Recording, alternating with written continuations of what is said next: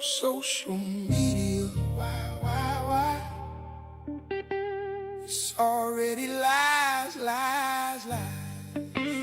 Nolan, I'm so sorry.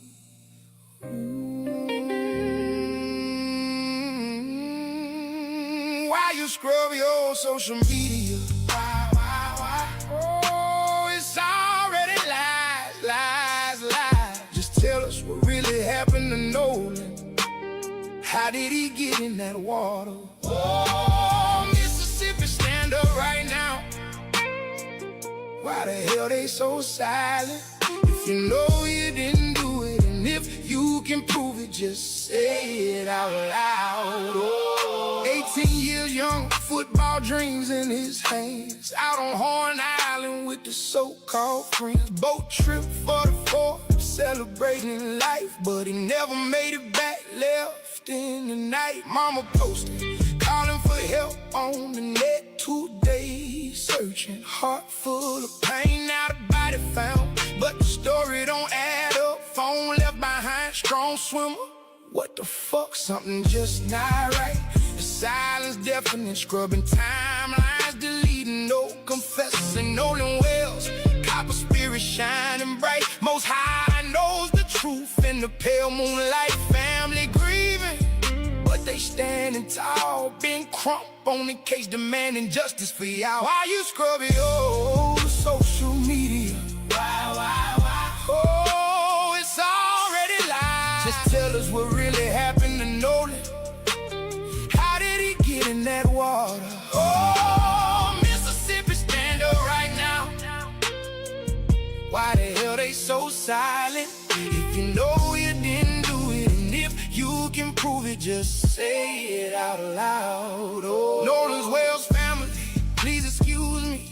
I know you're grieving, but good God, this don't make sense to me. Baby in the water, how he ended up there alone. Friends came back without him, stories changing on the phone. Independent autopsy coming, truth gon' rise. Toxicology, deleted messages, no more lies. Mississippi Delta ancestors watching close. We walk together, can't let another young king ghost. Them folks ain't kinfolk, hold yourself accountable. If it's foul play, speak now, make it audible. Peace be still in the storm, but justice first for Nolan. For the family, excuse my burst. Oh, Nolan, I'm so sorry. Your light still shines. My God bless you, may he protect you. Justice for your son, your baby. Something just not right. Oh, Mississippi, stand up right now.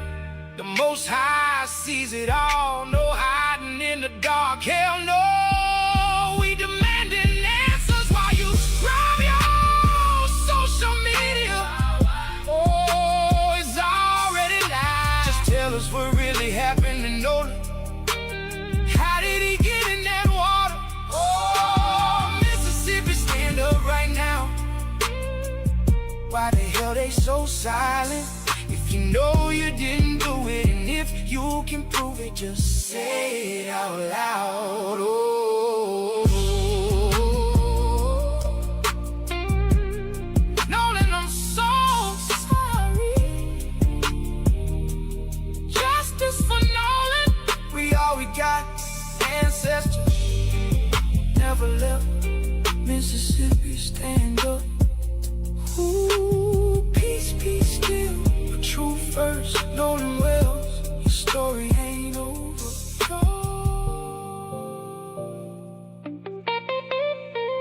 Justice for Nolan.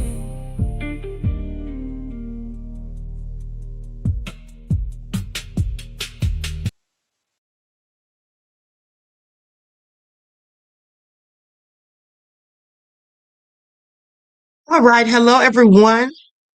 Thanks for tuning back in once again to the original Queen Ahmadiyyah Shakur TV.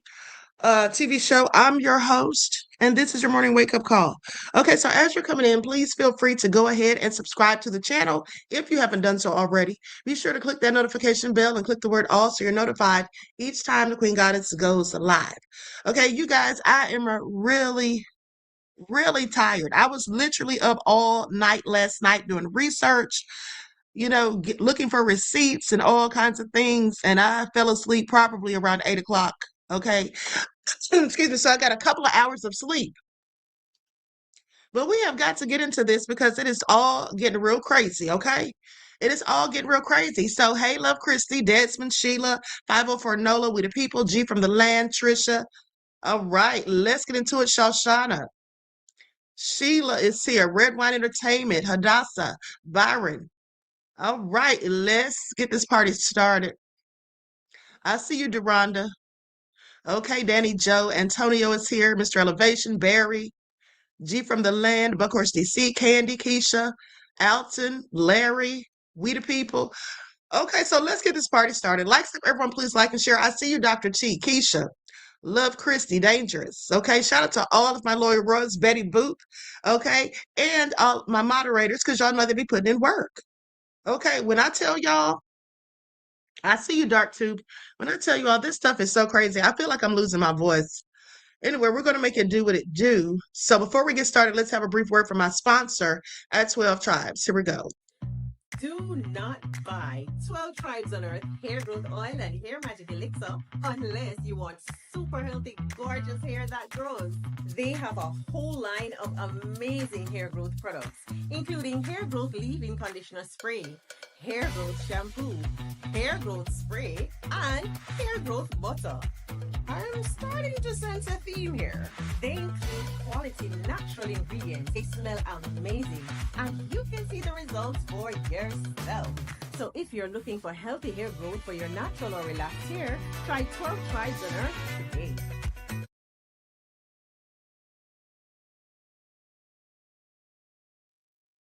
Okay, so don't forget you can purchase 12 Tribes hair oil at Etsy.com. Just look for Lisa Crafts. You can also find it at Walmart.com. Okay, now I really wanted to get started earlier, but like I said, I dozed off. Okay, I dozed off at 8 o'clock. Okay, so now that'll being said, first, before we get into Nolan, let's talk about this 11-year-old Black child who was in the care of a white woman and she drowned in a lake. She drowned in a lake. Okay, so let's get into it. Oh, Marie said, Queen is serious about her. I really am. I want to get to the bottom of it. I want to get to the truth. Okay, Candy says, thank you for your due diligence, Queen. I appreciate you, beloved. Okay, I really appreciate you. Okay, so with that all being said, let's get into it. There's a whole lot of layers to this. You see, what I was doing was I was first of all I was listening to a TikTok live, but then I was re-listening to videos that we've already heard, and then I started noticing certain things that were said in these videos, little intricate details that if you're not paying attention, you could gloss over real easily. Okay, so we're going to get into it, but first let's talk about this poor child, Angelique Cunningham. That's her right there. She was with her neighbor, vanished during Lake Erie boat trip. Okay, as search ends in tragic discovery. Do you all see a pattern here? Okay, so look, at this point, I'm pretty sure they're guilty. Okay, I'm pretty sure they're guilty because this is just a thing that is going on. All right. Now, I have some information that I really don't want to reveal, and this information came to me from someone from Mississippi who talked to someone who knows those people that knew Nolan, and they told them some stuff. When I tell you all, it is so crazy. I'm not even going to speak on it until the autopsy report comes back. I'm going to wait for the autopsy report to come in before I say anything about that. But I'll tell you all what. Remember what I told you all about Javon, how he was acting so disconnected from Nolan, but he's supposed to be his best friend? We're going to get into all that because Yeah, it's some crazy stuff with him too. Okay, so anyway, I'm going to share my screen so we can go to this news report about Angelique. May she rest in peace. Prayers and condolences to her family.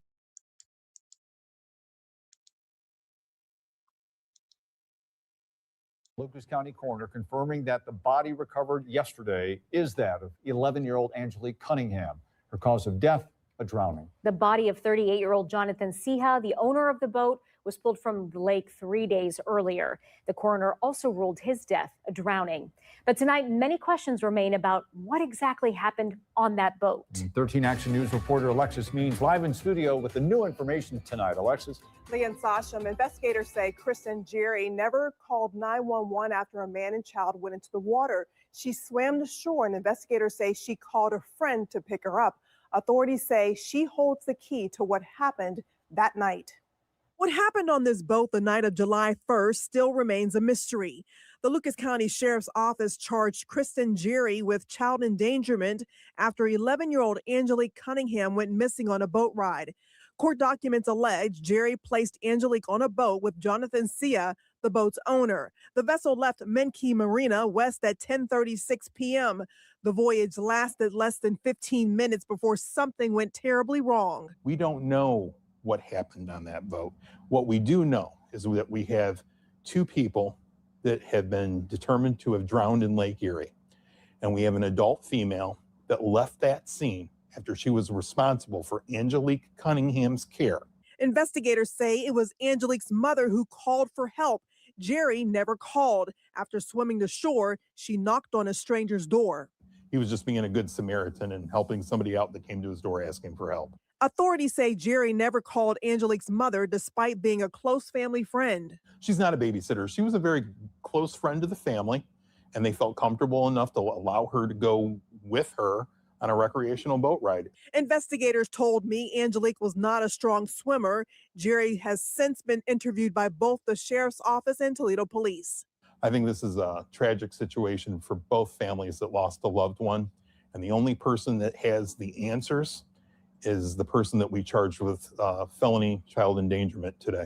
Captain Kromick also addressed rumors spreading on social media about Siha. A lot of people have questions, but I think for the most part, what people need to be very careful about is that the narratives on social media about Mr. Siha and the statements made about him, they have no credence to who that man was. Investigators say no evidence was collected from the docking area. They are not releasing what evidence was gathered elsewhere. The investigation remains ongoing. And Jerry will face a judge tomorrow. Sasha, back to you.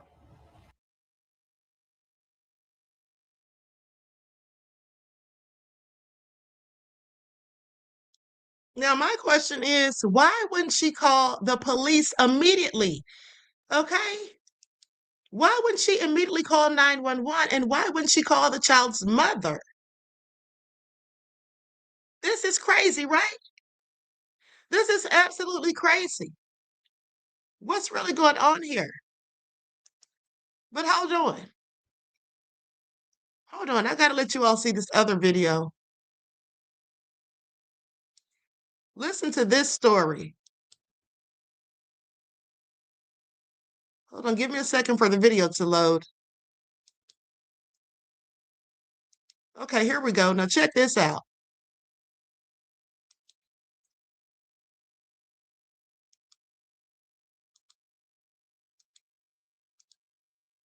We were just talking about this. So Nolan Xavier Wells, right? The kid that was missing now, found dead. The young black kid. I know this, and a lot of other black women and men that have been in white spaces for a long time, whether it was from their teen years to adult years. Mine was both teen and adult up until 35. Well, 45, but 35 where I have my fucking examples. So, I'm in Philadelphia. Now, I told the story on my last video, but because I put food in the front, I don't know if people like waited for the whole video because it's, I'm long-winded. So here's the deal. So I'm in Philadelphia. I'm a Temple University dropout. And I became friends with these kids that one of their dads co-owned Liberty Place. And Liberty Place is a building at 17th and Chestnut in Philadelphia, Pennsylvania. And so his mom and pop, had a few houses in the Rittenhouse Square area and a building. So they invite me to a birthday kind of celebration for Labor Day for one of their friends. It's going to be rooftop, adult beverages, brewskis, grilling, all that. They knew I cooked, so I was going to cook a little something as well. So we're on the rooftop. It's about, I don't know, 15 of us. There's only 2 white women. This is for context. The rest are white men. I'm the only black person. I'm 23 years old. I'm 23 years old in Philadelphia. Labor Day weekend. Yo, I'm gonna just cut right to it. After about 3 hours, we're having fun. They say, listen, we might go to the Copa. The Copa's at 4th and South Streets in Philadelphia, on South Street. It's a very popular street in Philadelphia, South Street. Now remember, these kids are generally rich and the other kids are wealthy because their dad co-owns Liberty Place. It's a 30-story building. I think it's 32 stories in Philadelphia. And so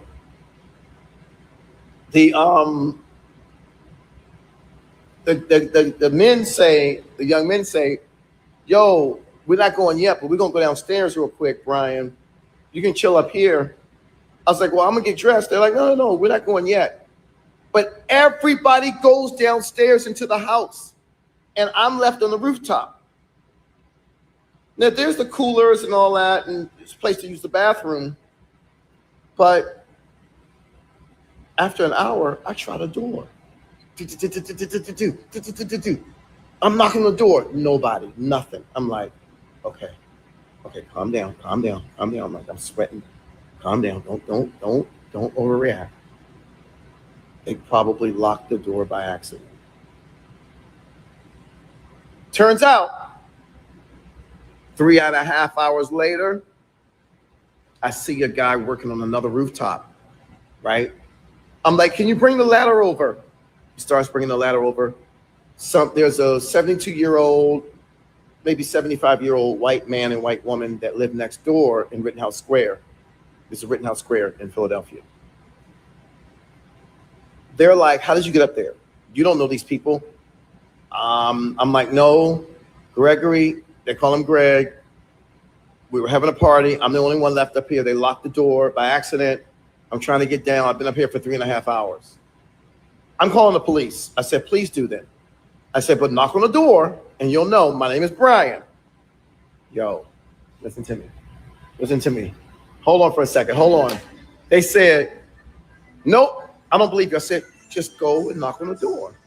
So I knocked on the door. They're like, there's no one there. They came back over and I'm still like yelling down like, no, they're there. And so he let the young man let me down on the ladder. And now I'm face to face with them on the street in Rittenhouse Square. And he's like, what's your name again? I said, here's my full name. Call police. Okay, well, they have another house. I'm gonna walk down there. So I'm sitting on the porch, like the front steps. He says, they're down the street. He said, what happened? How do you not know that? I go down the street. I'm angry, but I'm like, maybe they just forgot, right? And it was by accident. So they're laughing. Everybody, the same guys now is like 9 women and everybody's white but me. They're like, how did you get out of there? Did you jump on another rooftop? And I'm like, I'm 23 though. I'm like, okay.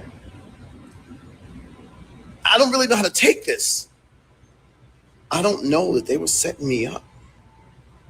See, what I discovered, and this was my second bout with, I call it hunting. So basically, rich and wealthy white men and women, if you're the token black person in their group, it's hunting season. You are the one that's being hunted.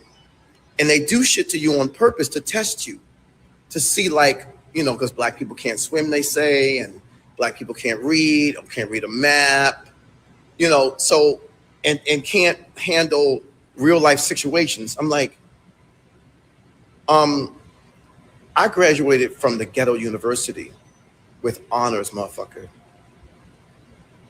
With honors. It's better than graduating from Wharton business school, okay? Hold on for a second. Hold on. Someone's at the... Because see, yes, I'm in all these white spaces, but I'm from the gutter. I'm from Petworth, the 70s Petworth, Northwest DC, 1 mile north of Howard University. So, oh no, I graduated with honors. Do you understand me? So no, a black man or woman, we're gonna make our way out.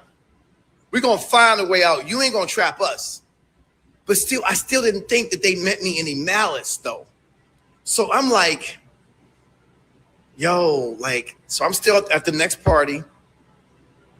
And the guy gives me the key to go get my stuff from the house where I was stranded. I didn't know though that they were setting me up. I was supposed to die up there. You understand me? They were laughing. And they even said to me, how'd you get out? How'd you get back down? And the one dude, he was more of like a softer side of all of the guys. He was like, yeah, they locked the door, man. It was just a practical joke. They didn't mean anything. They just wanted to see how you could get down. Did you jump on another rooftop? I said, no. The white folks next door almost called the police on me. He was like, oh, damn.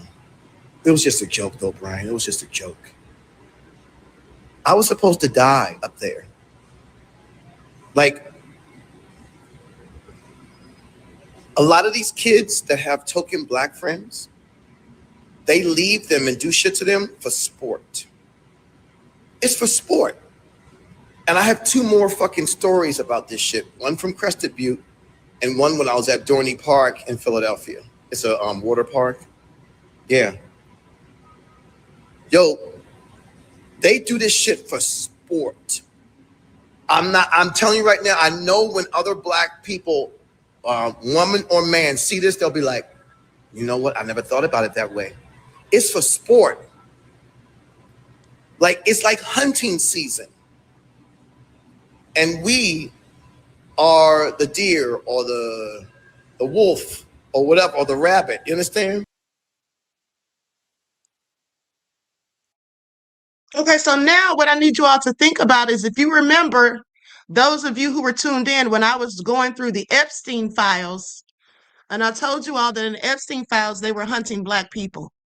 Okay, they had black people in body bags. If you remember the email that I found when it said, we had a good hunt last night, or something along those lines, right? We had a good hunt last night. The moon crickets are in body bags. And then they said, you know, that's the jiggers with an N.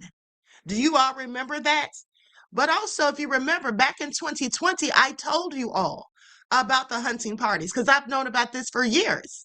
And that's why I told you all days ago that the movie Surviving the Game, okay, this is what they do.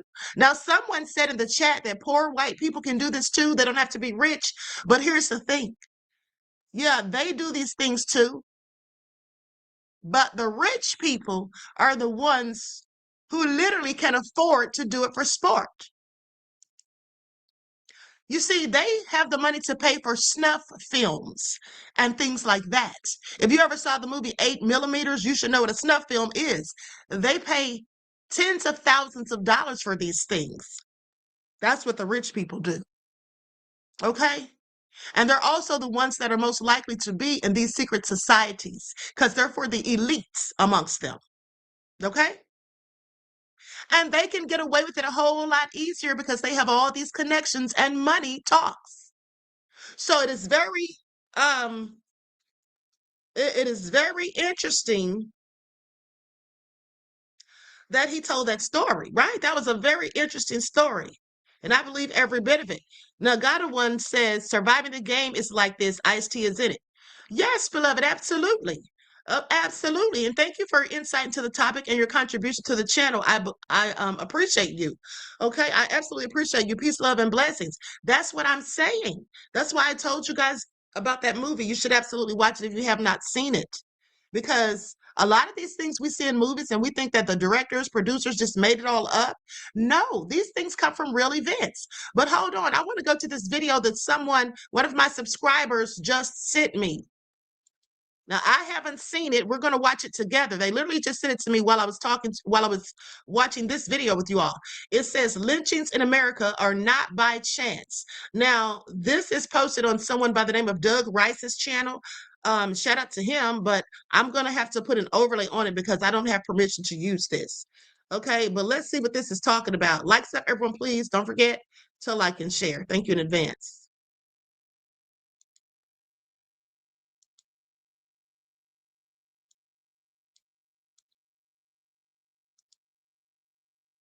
White people often think of lynchings as something that happened in the dark of night when a few rogue characters whisk a black person away and murder them. And maybe that's what's happening today in the lynchings that are occurring today. But historically, in this country, I think we need to be aware of a different reality. Lynchings in American history of Black people have taken place in a ritualistic way. There's an order to it. And it looks like this. I'll illustrate with the case of Jesse Washington. Now, Jesse was a 17-year-old kid. He was a farm laborer in Waco, Texas. Texas was notorious for stuff like this. Here's the first part of the ritual. He was accused of murdering a white woman. Her name was Lucy Fryer, and she was his boss's wife. Well, he got a trial. It lasted about an hour, and the jury deliberated for just a couple minutes before they sentenced him to death. And what happened next is this pattern that happens throughout history in all these so-called spectacle lynchings. A crowd storms into the courtroom. They seized Washington and dragged him through town. Now, sometimes they break the guy out of jail. Sometimes they go to his home and drag him away. And then there's the audience. In the spectacle gatherings, there can be a big crowd. There were 5,000 to 10,000 people at Jesse Washington's murder, and they brought picnics. There were photographers. It was a party. So this was a community event that white people did to bolster white supremacy. Oh, good, we're going to have a lynching, and let's plan for that. We know what goes into a lynching. It's always the same. Let me bring in the point about this being a family affair. Businesses closed, schools let out, and children were an active part of the lynching scene. This creeps me the fuck out. Then comes a period of torture. It's rare for someone to immediately be hung to death. Usually there's torture first. In the case of Jesse Washington, this 17-year-old kid, he was hung by a chain over a tree, and then the chain was raised and lowered into a fire below his feet repeatedly for approximately 2 hours until he finally died. During this process, while he was still alive, he would occasionally try to pull himself out of the fire because his body was burning. Well, they didn't like this, so they cut off his fingers so that he could no longer pull himself out of the fire. So after Mr. Washington died, people rushed up to the remains and cut away pieces of Mr. Washington's body as souvenirs. Children participated in the dismembering of the body. Boys pulled the teeth out of his skull to either sell or keep for souvenirs. Now, it is not easy to get the teeth out of a young adult in their prime. They had to use force. They had to have teamwork.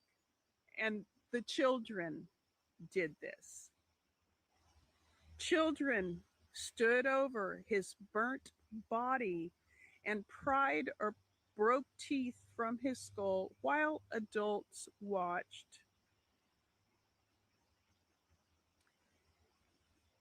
And then after it was all over, the photographers sold the pictures. They sold the pictures of the murder. It was a public ritual of racial terror that was witnessed, approved, and remembered apparently fondly by an entire community. Our culture, such as it is, devised a system of ritualized murder of Black people. Those kids lived on and they raised kids. A kid who participated in a lynching raised children, and those children grew up, and their children are alive now.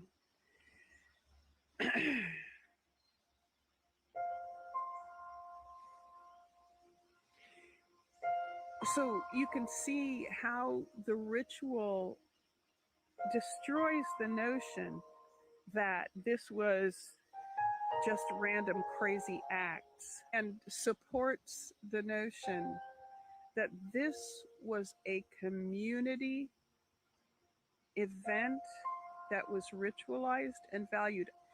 Religious leaders were often involved in the accusation and in the trial and participated in the lynchings.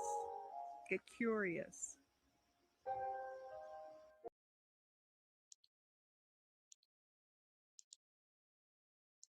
Okay. Isn't that heinous? And I have read that story years ago about Jesse. I've seen the pictures of his body hanging as he was hung by a chain. Imagine how hot that chain got, because they also set him on fire. Okay? And then cut off his fingers so he couldn't try to pull himself free. Like, this is all so sick. But you all know, like Yisan says, like Yeshua, you all do know that the Bible says that they hung Yeshua, aka Jesus, from a tree. You all know that, right? I think I may have told you all that before, but that's actually in the Bible in Acts chapter 5, verses 30 to 32. I'm going to pull that up. It's in several places in the Bible, at least 3 that I've read. But I'm going to go to this specific one because I want you to pay attention. This is how we know that Jesus, Yeshua, is black. Okay? Please pay attention. And the God of our fathers raised up Jesus, whom ye slew and hanged from a tree. Okay? Now, a lot of people don't know that that's in the Bible. All right? Now, isn't that crazy? Okay, I want you all to pay attention. These things are absolutely rituals. They're not by happenstance. And I'll tell you something else. Someone told me that what happened to Nolan was, in fact, a ritual. Okay? I'm not going to get into the gory details of what they said because I'm not sure if it's true. I mean, they seemed pretty convinced, but I'm just going to wait for the autopsy report to come out. So, but let's continue. Everyone, please like and share because I noticed something else. I want to go to this interview. Hold on. Where is it at? Okay, Tristan Shepard. Tristan Shepard is the one that did the interview with Rolling Stone, and I read it to you all the other day. And remember, yesterday, and Tristan said that it was him that was yelling. It was him that was arguing. Remember, he got into an altercation over his girlfriend, how he was talking to his girlfriend. He said that was him. And so I told you all I thought it was interesting because Tristan is also black. And so Tristan and Javon are the ones coming out to speak about this. And they're black people. And what they're doing is they're taking away any blame or accountability from the 3 white guys that were with Nolan. They're separating them from that. But here's the thing. Remember I told you all the other day. Hold on. I'm going to go to a comment that I saw and I screenshot it because I told you all the other day, and if you all remember me telling you this, put a 1 in the chat. I told you all days ago that Javon going on TMZ, I think he was chosen to go on there because why would they talk to him out of everyone? But I said, Javon doesn't realize right now, but he's being used. And at the end of the day, they may try to pin this on him. Now, put a 1 in the chat if you remember me telling you all that they may try to pin this on Javon. Okay, so I'm going to show you all a comment that I screenshot last night, or actually early this morning.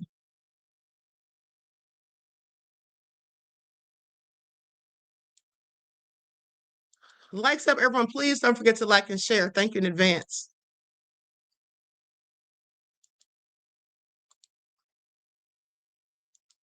Now, this is what someone said.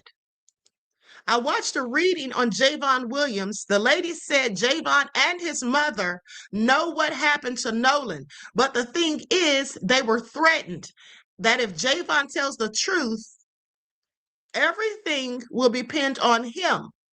He'll be framed for it. That's why his statements keep changing.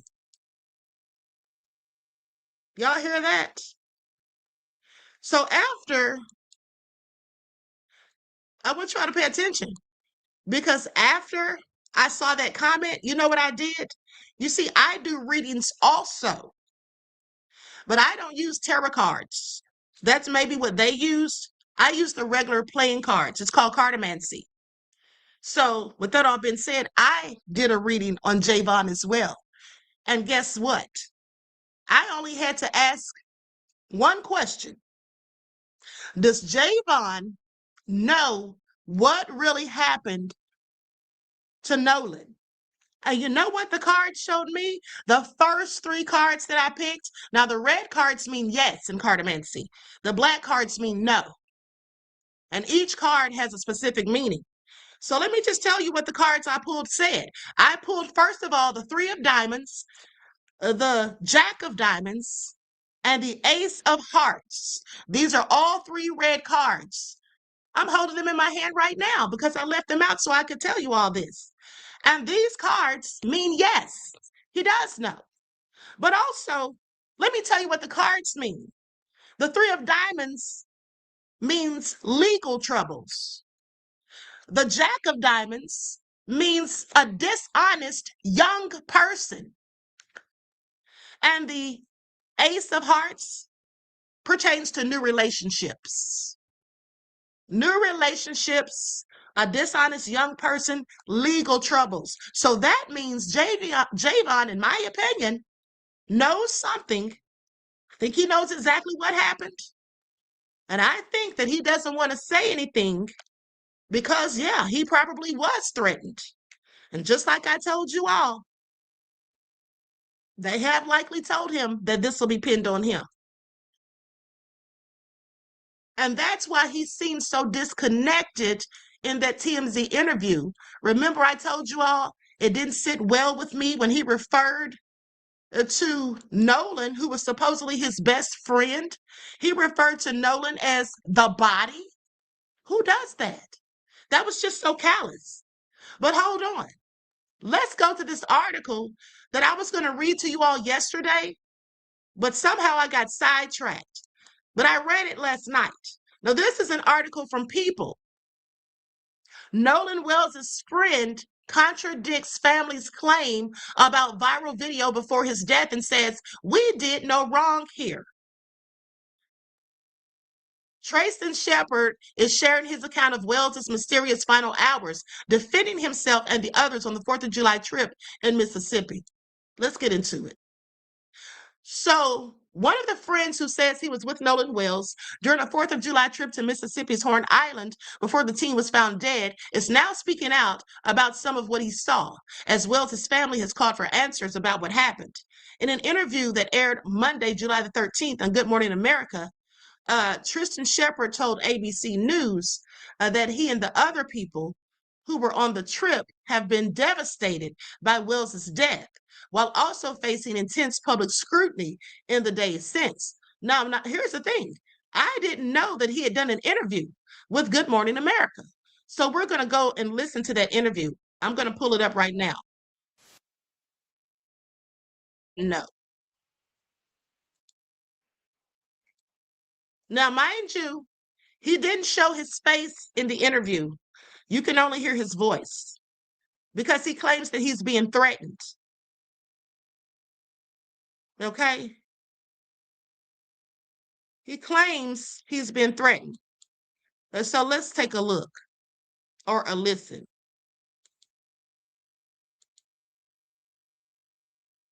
My best friend. This morning, a friend of Nolan Wells, who was with the 18-year-old the day he was last seen alive, is sharing what he says happened during a July 4th boat trip to an isolated barrier island off the Mississippi Gulf Coast. Trayston Shepard declined to speak with us on camera because he says he and his friends are getting threats. We did no wrong here, and we don't understand how we're getting so much hate behind it. We all cared and loved Nolan, and nobody wanted to see Nolan die. Nobody wanted to see his life be taken so short. Shepard addressed this viral video that investigators have been studying. Wells' parents worried it showed their son involved in a confrontation, but Shepard said that's him, not Wells. That's the video I'm referring to. That's me yelling. Shepard says he took a boat back from Horn Island in the late afternoon, but Wells stayed behind with a girl he had met. They met that day, and it was kind of one of those things. It did come off that day that he really did like her, but that was the only time they've ever hung out was at Horn Island on July 4th. Investigators believe Wells drowned and say there were no immediate signs of foul play. But there is growing frustration in the community, and his parents are skeptical, telling GMA Wells left his phone behind and they tracked it to one of his friends. It was showing everywhere the phone had been, I was like, well, it's showing that he's back on land. The sheriff said the parents have not turned over the phone to investigators. Their lawyers said they will. While the investigation goes on, Trayston Shepard wants the focus on his friend. I want everybody just to relax and let everybody mourn the loss of Nolan and let us remember him as in like the sweet guy. I think everybody needs to let the investigation continue and let the facts be shown. Shepard has spoken with the police guys, and the sheriff told us that both he and all of Wells's friends have been cooperative. We're still waiting on the results of the official autopsy and the independent autopsy the family has ordered, hoping to get the Wells family the answers that they so desperately seek. Guys. So good to have you there, Aaron, and your investigative team, because so many people are wanting to have a thorough investigation. Thank you. And when you spoke with the parents, that's what they said, as any parents would. All they want to know, the facts, and let the investigation, enough of the speculation, let there be investigation. Of course, you don't want people speculating because you don't want people actively trying to figure out what happened. Another thing I told you all is that when we have those TikTok lives, there are the MAGA mans, is what I call them. They come in there to listen and observe and to see what we're talking about and how much we know. Then they go back to those same TikToks with their own people in it, the ones who think like them, the MAGA minions, and then they let them know what we're up to so they can try to counter it. Okay, now Charlotte says, I wanted to ask you, Queen, to read into it, but I didn't think you want your energy in that. I really didn't, because it's so low vibrational and taxing on your spirit.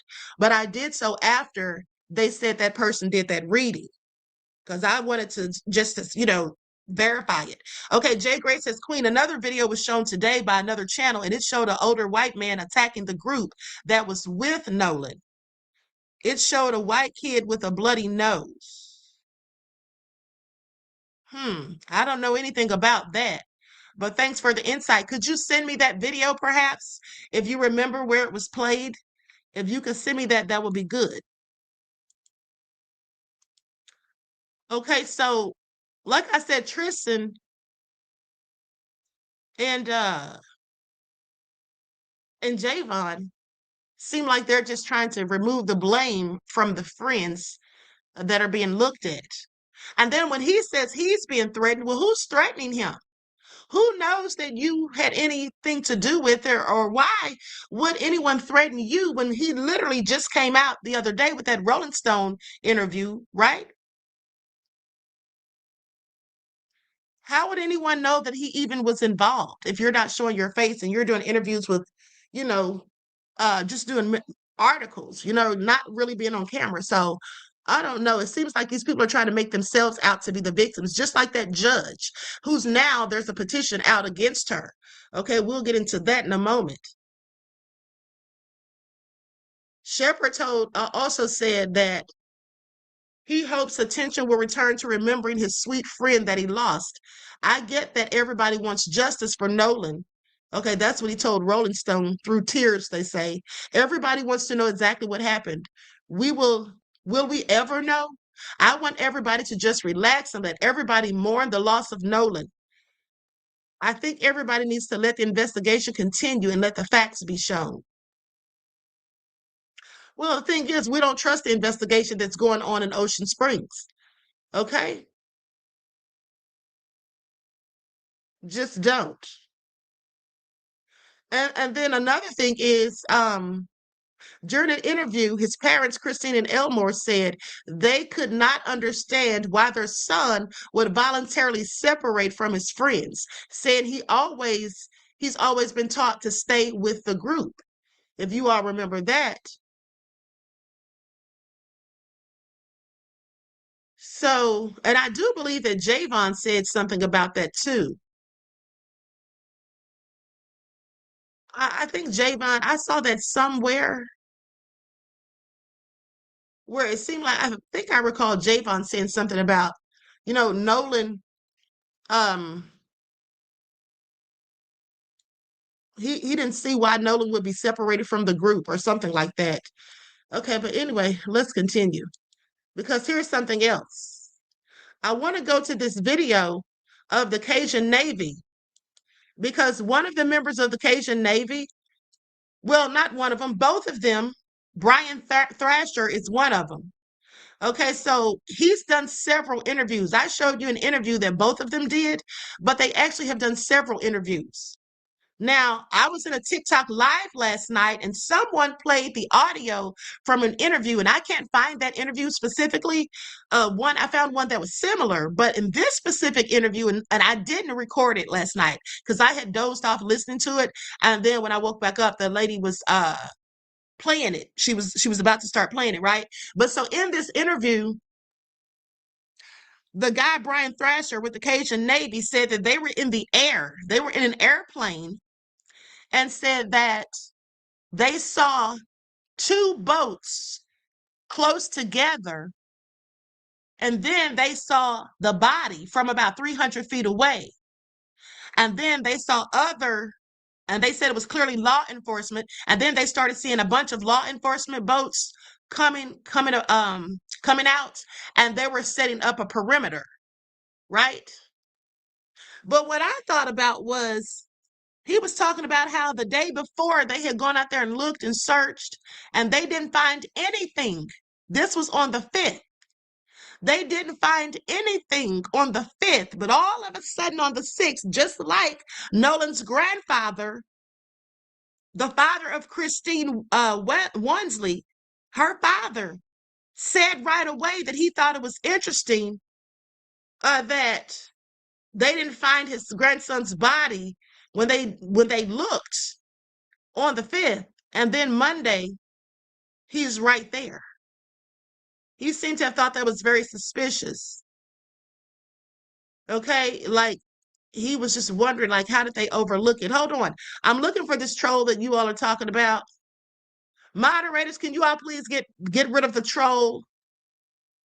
Okay, we don't need trolls in here causing distractions. Okay, these people, the Freemasons, are being ratted out and are diminishing. They're separate to start. Hold on. Hold on. Who is the troll, you guys? Did you all say Connigan was the troll?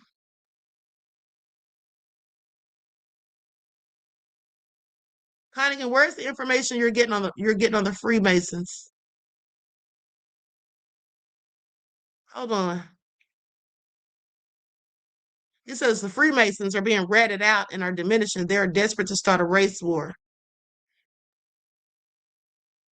I wouldn't say that means he's trolling. Maybe that's just what he thinks. Maybe that's just what he thinks. And for all we know,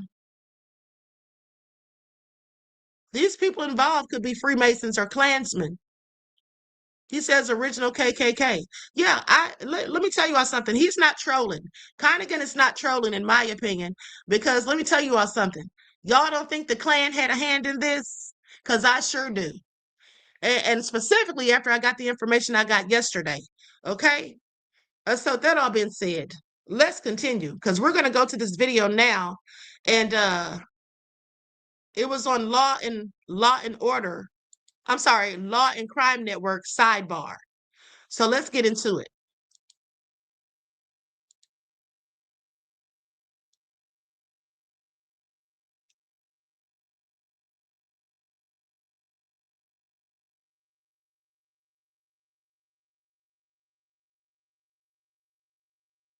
Okay, I'm going to use an overlay because I don't have permission to be using this video. I'm so sorry. You know, I know you're part of a lot of searches, and when something like this results, you know, it's one thing for it to be incredibly difficult for the family and friends of Nolan, but I imagine for you as well, this is a tough time. And my understanding is that you were actually in the air above the island when the call came in that a body had been found.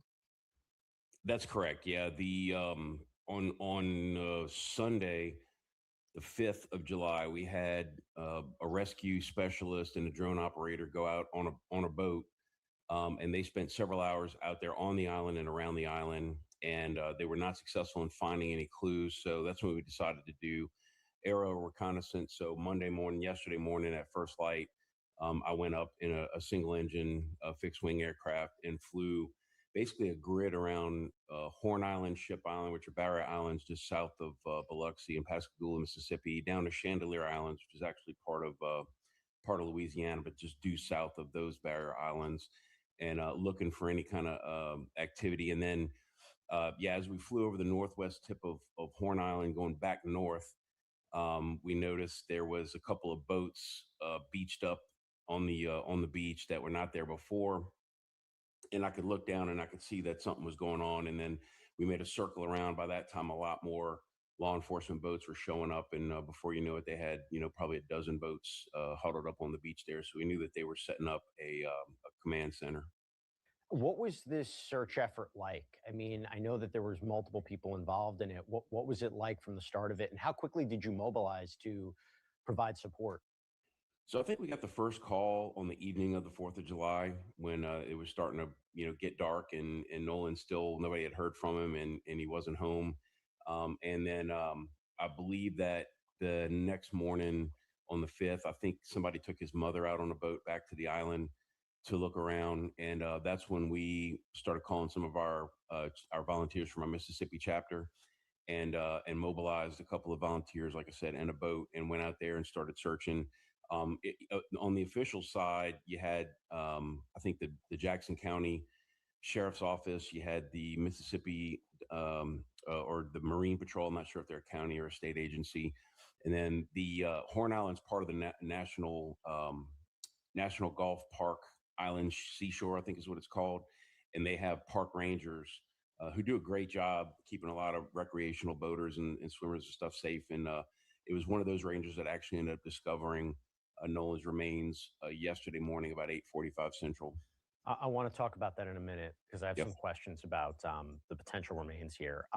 First of all, what resources do the United Cajun Navy provide that traditional law enforcement or other agencies just don't have? I mean, what role do you play? I mean, it's interesting. We've talked about it, about how they maybe should be allowed to assist in the Nancy Guthrie investigation, but just generally speaking, what kind of resources do you provide? We have a lot of the same type of resources that state and local law enforcement agencies will have when it comes to boats, aircraft, canine dogs, drones. The difference is that we can usually deploy them a lot faster, and that's usually only because we don't have as many sort of protocols and permissions, I'll say, to go through to make that call and to put the resources out there. Fortunately, because of the system where we have chapters in every state, we keep an active database of special skilled volunteers that are usually at the ready, and we can deploy them pretty quickly. And it's not that we replace those agencies, but we're a force multiplier. And a lot of times it's easier for, say, a sheriff or a mayor or somebody to say, hey, I'm getting my guys together. We're going through all our paperwork or whatever, but like, you guys go. You guys go do what you do and let us know if you find something. And that's typically how it happens. That's typically how the relationship works. This body that was found, do you have any idea the condition of the body, the status of the body? Because when we hear that they need to do some more forensic testing, DNA testing to confirm the identity, is that standard operating procedure, or was the body in such a condition, from what you know, that you couldn't make a readily identifiable, whether it was Nolan or not, you can't make a clear identification just by looking at the remains? Yeah, I saw the body from about 300 feet in the air, but so I wouldn't be able to tell you like exact condition. I can tell you that it did not appear to be waterlogged. It was only in the water for a couple days, but nevertheless, the sheriff's office put out a statement saying that they had no reason to believe it was not Nolan. So I think they were pretty confident it was. I think the reason for the delay in the official announcement is that I don't think the coroner can sign the death certificate until he gets DNA evidence proving it is who they're, the person they're saying is deceased, is actually them. So I think it's just a formality, to be honest with you. But I believe that the family or somebody in the family did identify Nolan, and because they put out their own statement acknowledging that it was his remains that were found and that he had in fact died. Just to clarify something, why wasn't the body spotted earlier? I think that I can tell you that I've started flying over the island, that part of the island where the body washed up, approximately 6:30 a.m. And I believe he was spotted by a park ranger at 8:45. My belief is that he just washed up within that time period because we were flying kind of a long grid north and south, and I think he just washed up, and park ranger just doing his normal runs in the morning. But also, too, given the situation, I'm sure they were a little more hyper aware and probably a little more head on a swivel.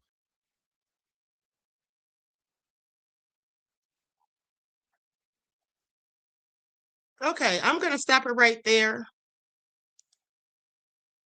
I'm going to stop it right there. So they did all of that searching the day before and didn't find anything. This is the Cajun Navy.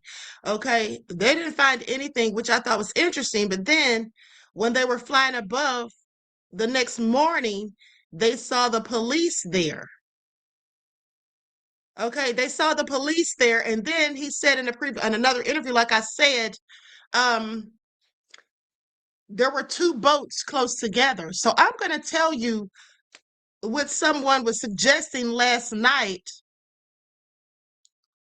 in that TikTok live. Hold on. Cunningham says there are lots of people who know this and are saying the same things. Watch other YouTube channels. Also, the Navy SEALs know it. Well, here's the thing. I absolutely know that the Klan does things like this. And if you all remember, the other day I played you a video where the white woman said that this was Klan activity. She said her family members were in the Klan and that's why she doesn't deal with them. And she said this was all Klan activity. But further, the information I got on last night said the same thing. They had a whole lot of details that were beyond nefarious. Okay, and I'm very serious. But anyway, with that all being said, so as I was telling you all, someone in that TikTok live last night suggested, and that's why they were playing the video. They were saying that they think that the police took the body back out there, that the judge had them to do it. Now, of course, this is all speculation and alleged, but that's what they thought. Now, what do you all think about that? Because it's very interesting that the body was out there for 2 days, but one of the Cajun Navy people said it wasn't waterlogged, right? And so they didn't find the body the day before. They didn't see the body. They were out there searching. The father went out there with the coach. They didn't find anything. Okay, supposedly there were people that camped out there at night. They didn't see anything. That all sounds crazy, but then they found him the next day and the police were there and they say that a ranger found him. So I'm just saying, I don't want to sound like a conspiracy theorist, but that's what someone said in that TikTok live last night. Now, I don't know, but for some reason it is seeming like maybe his body was placed there. Okay. Another thing that was interesting is that he was identified by his dental records. Remember, his mother, according to Ben Crump, his mother did not identify his body. His body was identified through dental records. And why would they identify the body through dental records? Well, that's because it was unrecognizable. You see, when a person is unrecognizable, that's what they do. They use the dental records. Now, you could be unrecognizable after having been in the water for a few days. You could be unrecognizable from having been in the water for a few days, but what is the likelihood of that since he wasn't waterlogged?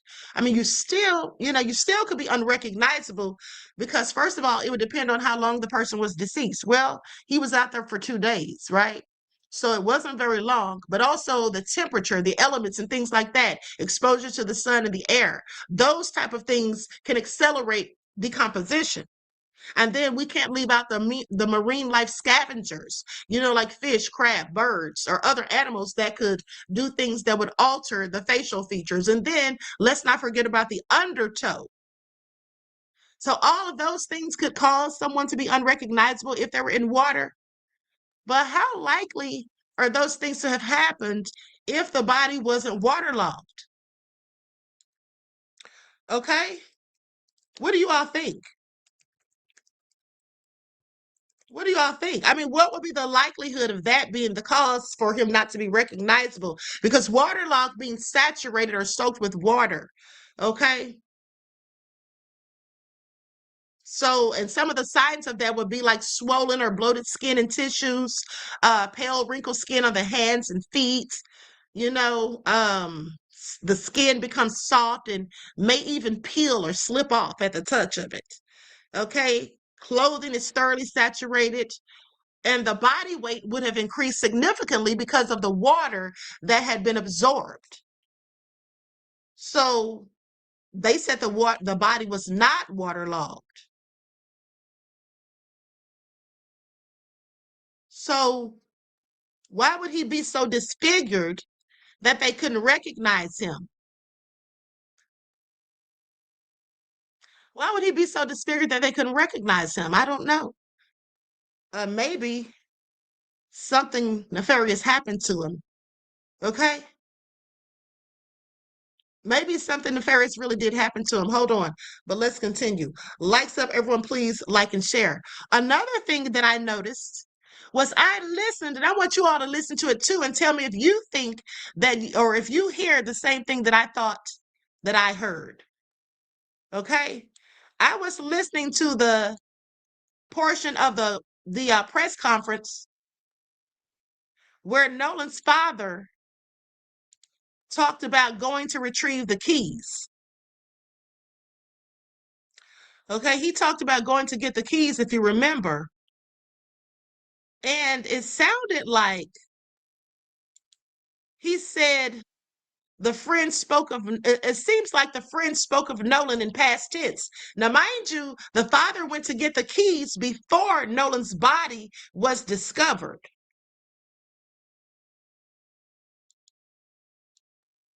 Hold on, let's go to this clip. Likes up, everyone, please like and share. Thank you in advance.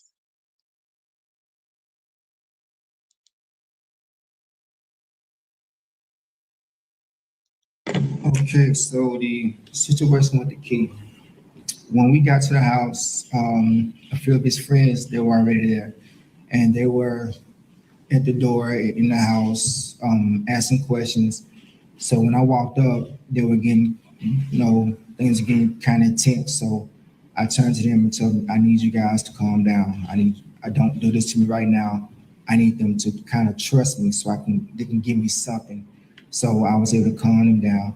So the guy, he's in one of the pictures, he came out of the room, half asleep or whatever, I think Jack's or whatever.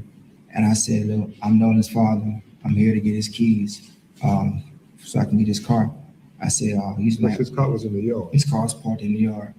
So he was like, I don't know, man. I know it's like my brother. I said, well, if Nolan was like your brother, would you please go in your room and see if you can find my son's keys so I can take his car home?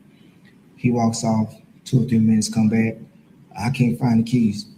I said, okay. So at that point, I get the boys and I get move them out the house because I didn't want them to go into the house and start tearing up these people's houses because there'd never be a hole in the situation. So we walk outside by the car. One of the guys that was in the house with us, he was on the phone with a girl, and the girl told him that Nolan's keys were on top of this Jack's guy's Xbox in the house because apparently she was there with him earlier. So he goes back up to the door by himself, and 5 minutes later, the keys come out. So now I feel like you done lied to me. So now I'm really like in distrust with you. But as far as their night goes, if I knew anyone who had a boat, I would have went out that night looking for my son. We tried, but I don't have friends with boats. But if I knew someone with one, I would have went out that night. And this so happened that his coach saw all the stuff on Facebook that next morning and called and contacted me like 5 in the morning, asked me, did we want to go out? And I told him yes. So within an hour, he was at the dock. We met him and we went out. We docked the boat, got out the boat, walked on the island, walked a pretty nice stretch, came back, got back on the boat, went around the island, looked, came back around, and where we went to, that's where apparently they say that his body floated up. I don't know a lot about water currents or whatever, but I would think that we would have saw his body. Mm-hmm. And on the trip there was a family that stayed a night on the island, like actually tented out on the island. So if he was left, he would have saw that family on the island, and it was 2 other boats docked, so he would have had help. Okay, so the situation with the key.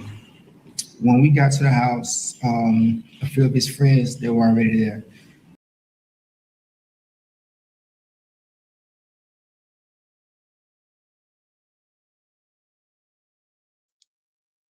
Okay, hold on, beloveds. That's not the clip that I was looking for. It's a similar clip, but I'm going to go to this video. I want you all to watch this video while I go and while I try to find that clip, okay? Likes up, everyone, please like and share. Thank you in advance. Here we go. The more details I learn about the Nolan Wells case, the more convinced I am that these boys are guilty. I do believe in innocence until proven guilty, but the facts are not adding up for them. It's not just the phone, right? The phone is missing. Supposedly Nolan stayed behind on the island, a remote island, without his phone. No, absolutely not. And the phone happens to make it back to a friend's house. So they take it with them, knowing that he doesn't have it. They don't call the mom until around 11 p.m. A call is made to the Coast Guard from Nolan's friend. They won't disclose who, but somebody calls the Coast Guard at 11 p.m. What would prompt you to call the Coast Guard? Like, it's already like you knew somebody drowned or something happened where they need to go do a search on the water for him. So why would you do that around the time that you call the mom? That to me is really suspicious. And then Nolan's dad describes like getting the phone and the keys, and it was really hard. Like, they didn't want to, like, apparently there was some like tension trying to get it. And apparently when he went to get the keys, they like locked him out after. They locked the doors and didn't want to have anything to do with him. So I'm like, if that were my friend's dad and he's missing, like, I would be talking to them, telling like every single detail, super concerned, trying to be helpful. But the fact that this is how they acted, and this is what Nolan's dad said, they did something. They know something. They were there. They witnessed whatever happened. And that's why they've lawyered up and they won't talk to anybody. I hope there's justice for this man. The more details I learn about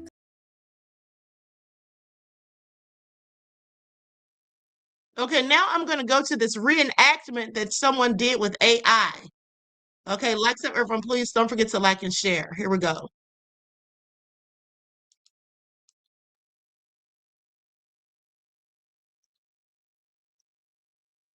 Up to the house and said, "I'm Nolan's father. I'm here to get my son's keys." After Nolan disappeared, his dad drove to the house where Nolan had last been. He walked up, introduced himself, and asked one of the young men, "Would you check your room and see if Nolan's car keys are in there?" The young man went inside, came back a few minutes later, and said he couldn't find them. So Nolan's dad calmly walked the other guys away from the house and waited by Nolan's car. Then his phone rang. Someone told him a young woman had said Nolan's keys were sitting on top of that same young man's Xbox. One of the guys went back to the house, and this time, Nolan's keys came out. Imagine finally holding your son's keys, but still having no idea where your son is. I walked up to the house and said, "I'm Nolan's father. I'm here to get my son's keys."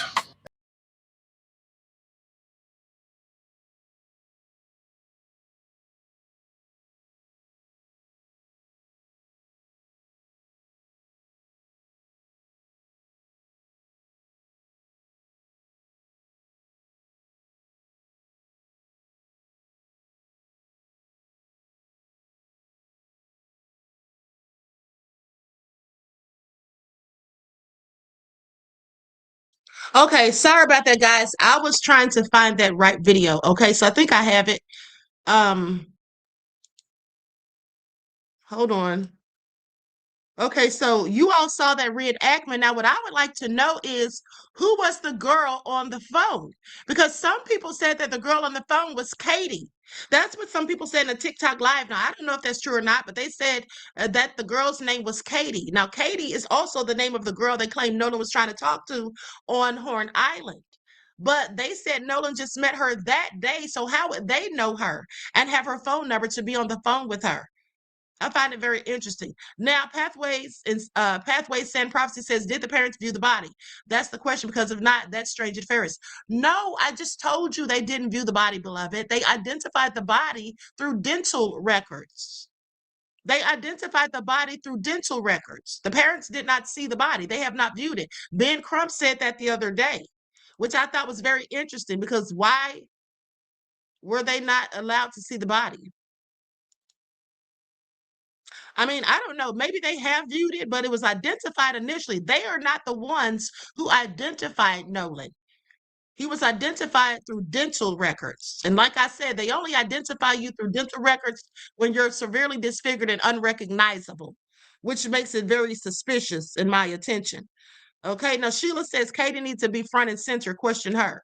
Right. Okay, so listen, I'm going to go to this video, you guys, and I want you all to listen to what the father is saying, because it sounds like he said that the guy said Nolan was, W-A-S, was, as in past tense, was like my brother.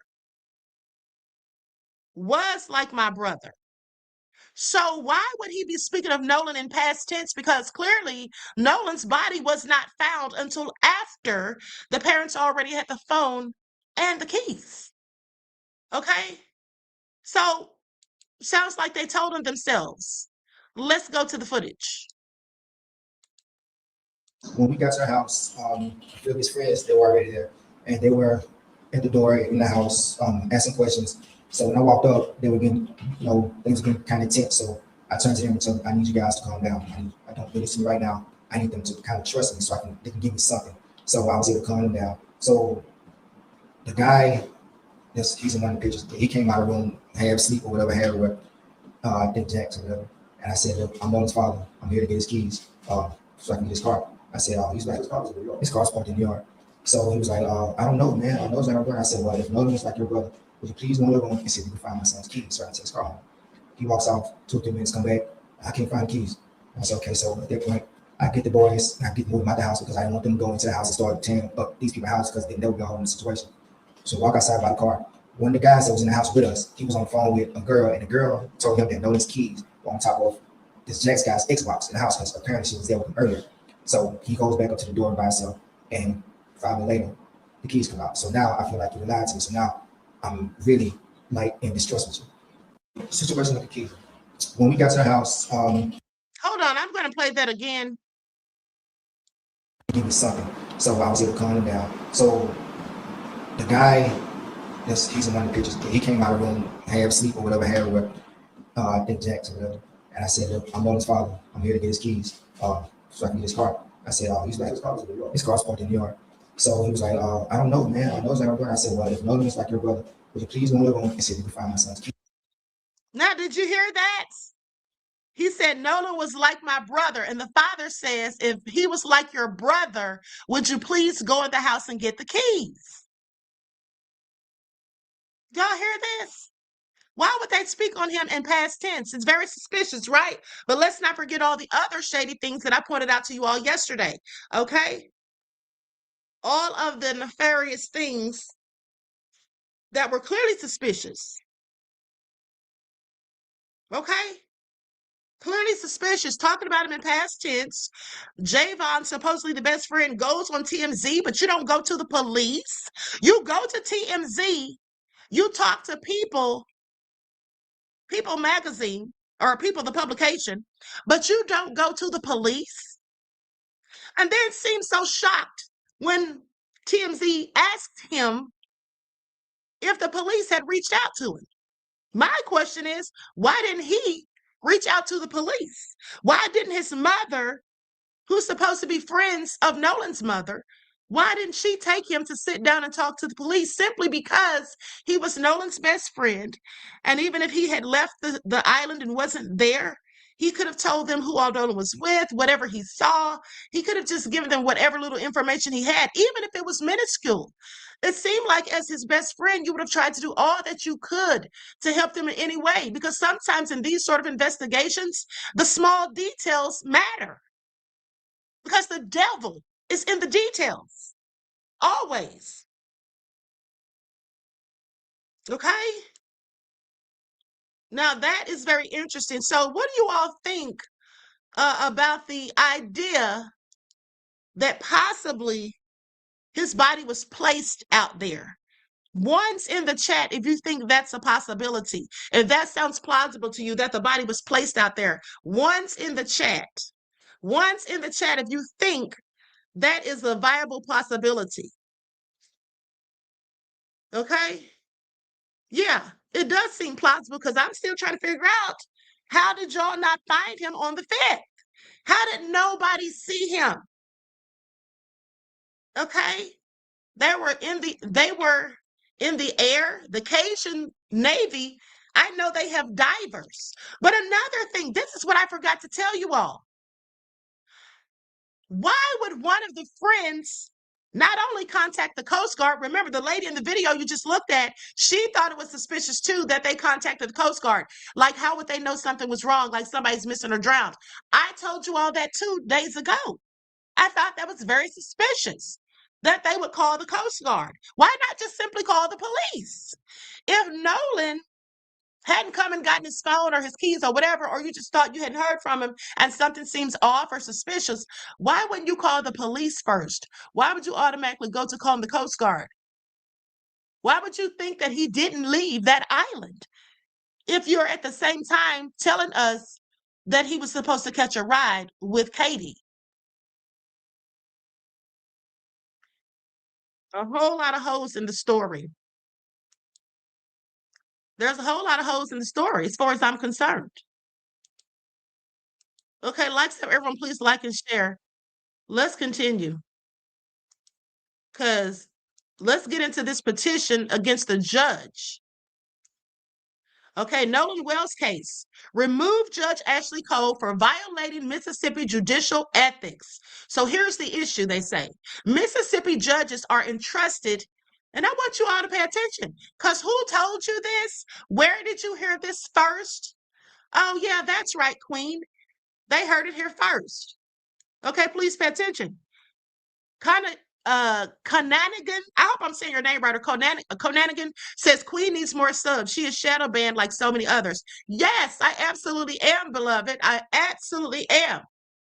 Now, and I have been since 2020, because I was saying a whole lot of things back then that turned out to be in the Epstein files. Back then, the information I was giving, I got much of it from Hillary Clinton's emails, which had some of the same stuff that's in the Epstein files. Okay, just not as much details, and they were talking more coded, okay, and coded wording in Hillary's emails. But I knew what they were talking about because I have studied. I have done a lot of things, a lot of studying about SRA, which stands for Satanic Ritual Abuse. I've studied that extensively. Okay, I have studied that extensively for over a decade. Not only that, I know all about what these devils use. How can I say this? Because I don't want to say the word on ScrewTube. The liquid. Okay, if you all remember, I've talked to you about this before. It starts with an A and ends with the word chrome. Okay.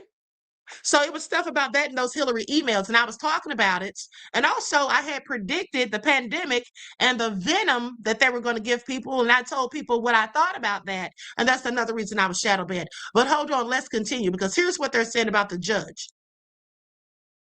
They say, because I told you all the other day that the judge was not supposed to do what she did. She was not supposed to come out and make any type of public statements because her stepson is one of the people involved in this. And so that means that she was using her authority and prestigious power, or whatever, her prestige and power to interfere in this investigation.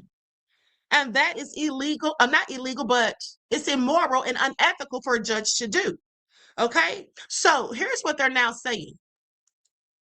Mississippi judges are entrusted with one of the highest responsibilities in our justice system, and that's to uphold the law fairly, impartially, and in a manner that preserves public confidence in the courts. Now, that confidence is called into question when a sitting judge publicly comments on an active death investigation involving her own son while denying herself as a judge. I'm sorry, while identifying herself as a judge. Now, Chancellor Judge Ashlee Cole published multiple public statements regarding the investigation into the death of Nolan Xavier Wells. Now, in those statements, she identified herself as a judge, defended her son's actions, discussed the investigation, and provided factual assertions about what occurred. Her statements were later amplified by national media, reaching a much broader audience. Whether those statements violated the Mississippi Code of Judicial Conduct is a question for the Mississippi Commission on Judicial Performance. But if the commission determines that Judge Cole used the prestige of her office in a manner inconsistent with the code or otherwise engaged in conduct warranting discipline, the public deserves meaningful accountability. Judges must be held to the highest ethical standards. Public confidence in the judiciary depends on not only actual fairness, but also on the appearance of fairness. When those standards are breached, appropriate consequences, including removal from judicial office, were warranted. Okay, that's what should follow. So we call upon the Mississippi Commission on Judicial Performance to conduct a full independent investigation into Judge Cole's conduct. If the commission concludes that she committed serious violations of the Mississippi Code of Judicial Conduct, we urge it to recommend the discipline authorized under Mississippi law, including removal from office if justified by these findings or by its findings. No judge should be above the ethical rules that govern every member of the judiciary. Accountability strengthens public trust, and public trust is essential to justice. Sign the petition to support an independent investigation, and if the evidence warrants it, the removal of Judge Ashlee Cole from the bench for substantial interference in the Nolan Wells case. Y'all hear that? And that's just like the judge from Carmelo Anthony's case went out and did that interview post-verdict. Okay? And then let's not forget former Judge Carlos Moore. When he was in Mississippi, they banned him for life for even speaking on or making comments on social media or someone's podcast or whatever about Kyle Rittenhouse. And yes, I said Rittenhouse. Okay, so she definitely should be banned for life. If that's what they did to him for talking about Kyle Rittenhouse's case after it was over, not during, not when it was an ongoing investigation, she should absolutely be banned. Okay? Deanna says both believe they're above the law. Yes, no doubt in my mind that's what they believe. These rich people often think that. Okay? But let's continue. Like stuff, everyone, please like and share.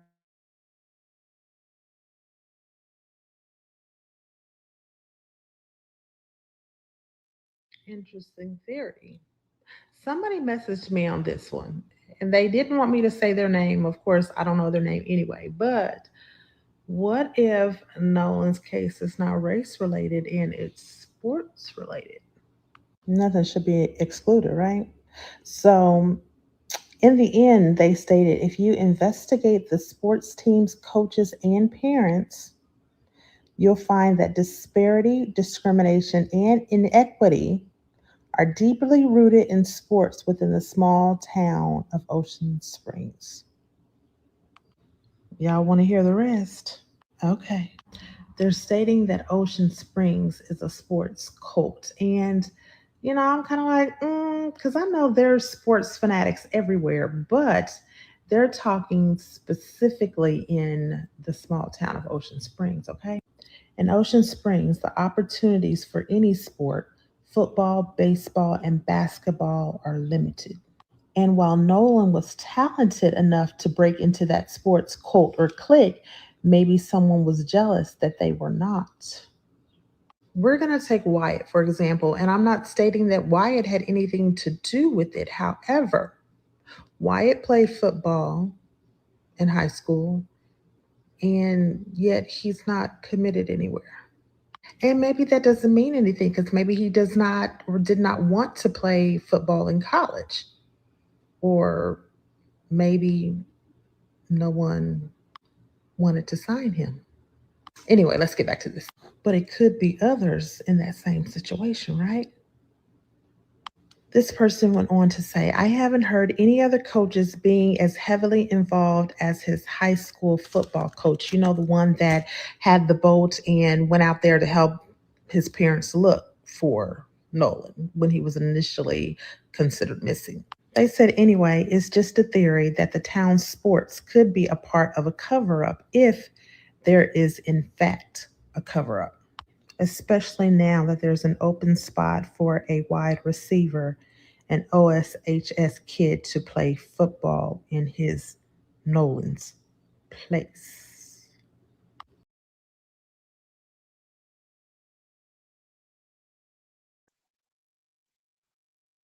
That's very interesting. Now, I do believe that I mentioned something about them possibly being jealous of Nolan, because he was going to have his training for D1 football that Monday, if you all remember. Okay. Conanigan says, thank you, Queen and Mods, for not banning me. I mean that I get too loud a lot of times on these topics because I'm trying my best to get people to wake up. I get it, beloved. I absolutely get it. You didn't come off like a troll to me. You just sound like, you were adamant about what you think. And I happen to agree with what you think. Okay? I have to agree with what you think. Okay? And it is absolutely heartbreaking. I think that they were jealous of this young man, and I think that even Javon was jealous of him. I think that Javon was even jealous of him too. And because the way he was speaking about him, that is just not some way you would speak about someone who is supposedly your best friend. Okay? I mean, I was giving him props at first when he came out and left the comments on social media, talking about how he's going to miss him and all of that. And none of the other friends did that, the frenemies, none of them did that. But then when he did that whole TMZ interview, I was like, wait a minute, I'm looking at him with a whole side eye after that. Okay. It seemed like he was completely trying to change the narrative. Like he was literally being the token black guy. About this doesn't sit right with me. Nolan Wells' best friend, Javon Williams, went on to TMZ and he stated that he doesn't believe that Nolan's death was a whole race thing. He does admit that things are not adding up with the case, but he does not believe that race played a role. So I wouldn't say that it's a whole race thing, but it's just like, obviously they're going to paint it as that because none of this adds up. Now, everyone's entitled to their opinion, but this completely conflicts with their attorney that they hired, Ben Crump, has stated.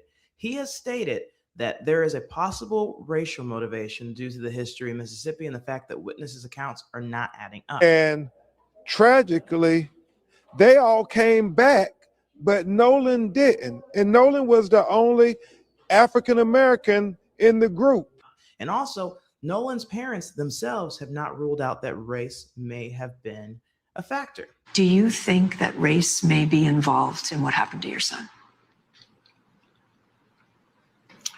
I don't want to believe it is, but unfortunately, there's patterns, right? So many things have happened, and so many things have been swept under the rug. Now, Javon is young. He may not fully grasp what's going on. He may not really fully understand racism. I don't know. But I just know that me, even at that age, could not imagine wanting to go and do an interview with TMZ, people who have been insensitive about people's deaths in the past, I might add, after my friend died. What do you think? Something about this doesn't sit right with me. Nolan Wells' best friend, Javon Williams, went on to TMZ and he stated that he doesn't believe that Nolan's death was a whole race thing. He does admit that things are not adding up with the case, but he does not believe that race played a role. So I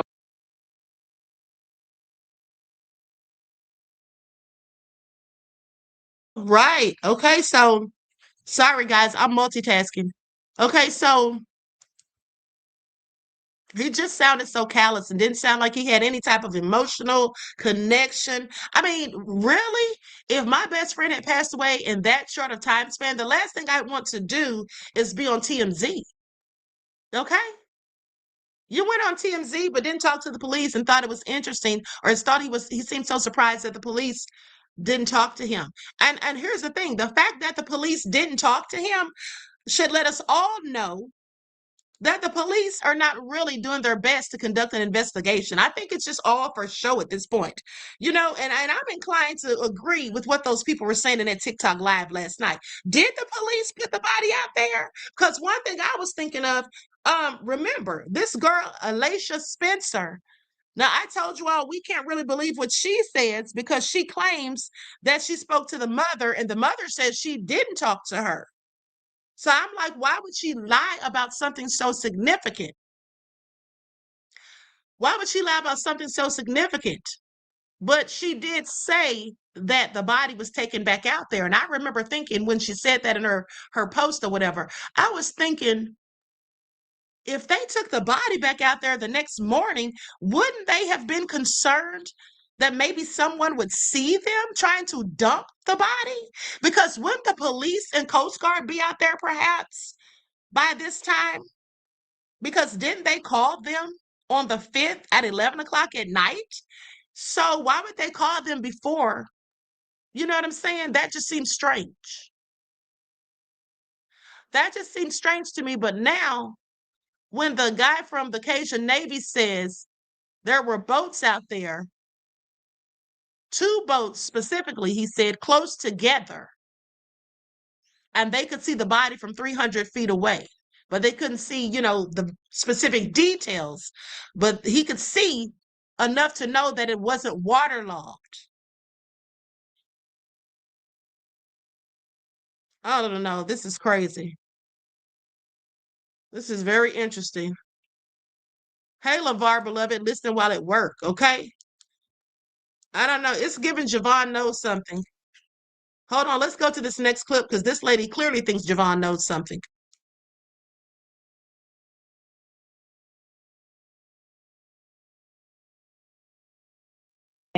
But I really don't give a damn. I just watched this TMZ interview with Javon, who is supposed to be one of Nolan Wells' best friends. And I'm going to tell y'all my humble opinion about what I think is happening.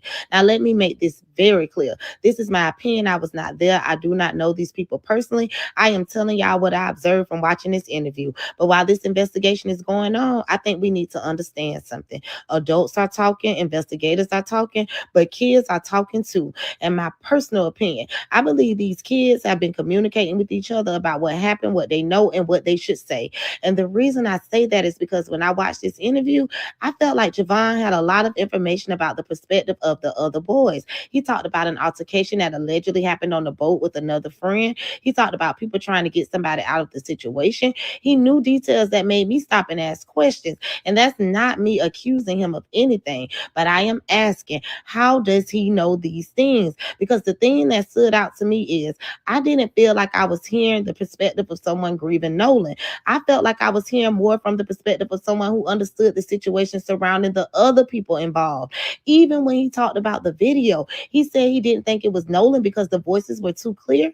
And again, that made me pause, because when somebody is your close friend, especially somebody you lost, you expect the conversation to center around that person, who Nolan was, what he meant to you, and what happened to him. Another thing that stood out to me was the way he spoke about Nolan after his death, like the body comment. Now, everybody grieves differently. I want to be fair about that. But when you lose somebody young, somebody you love, sometimes emotions are so raw that people can barely even put words together. So certain wording caught my attention. And then when TMZ asked him why police had not spoken with him, there was a moment where he looked like he was trying to understand why that question was even being asked. And that made me think, because let's be honest, what parent is going to allow their child to go on national television connected to an active investigation without having a serious conversation with him first, without sitting them down and saying, you need to understand the seriousness of what you're about to say? Because these are not just casual conversations. These are statements that can be replayed, analyzed, and questioned. And that is why, in my opinion, I believe these kids are talking amongst each other. Kids talk, they communicate, they tell each other what they know. And when something serious happens, these conversations can happen long before the public ever hears about them. Now, again, I'm not saying Javon did anything wrong. I am not saying I know what happened. I am saying that when you watch interviews like this, you have to pay attention to the details, the wording, and the dynamics between people. Because when trust is already low and families are searching for answers, every unanswered question becomes bigger. And this is why people are demanding a thorough investigation, not rumors, not assumptions, not internet detectives, the truth. Because at the end of the day, the only thing that matters is justice and answers for Nolan Wells. Don't get mad. Okay, absolutely. Now pay attention. She noticed that body comment too. That was just cold and callous, and it seems so detached. Okay? That it just seems so detached. And like she said, the kids are talking amongst themselves. Of course they are. And I do think that this is how Javon knows exactly what happened. I think he literally knows what happened. Okay? Like everyone, please like and share. Hold on.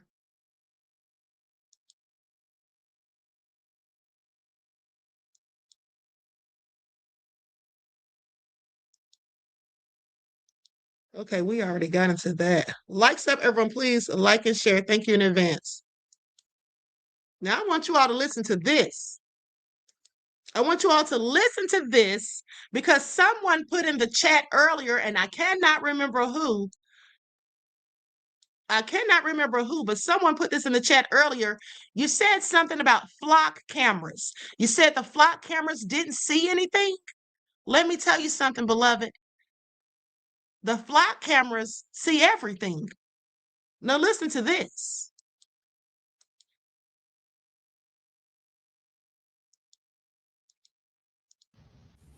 My brothers and sisters, y'all need to chime into this video right here. Chime in, my people, because these devils have revealed their hands. Y'all remember a couple of weeks ago, about 3 weeks ago, I did a video explaining to y'all how our young brothers and sisters are getting captured and hung from these trees, and how it's being taken place and carried out by these police officers. That's exactly what's going on. And when I say these devils have revealed their hand, they have revealed their hands, my people. What I'm about to share with y'all is going to be hard for some of y'all to believe, but this is my truth. This is what happened to me. This is what happened to me. Check this shit out. This is what they doing, man. Saturday morning, I had a delivery at 4:15 in the morning at the Walmart distribution.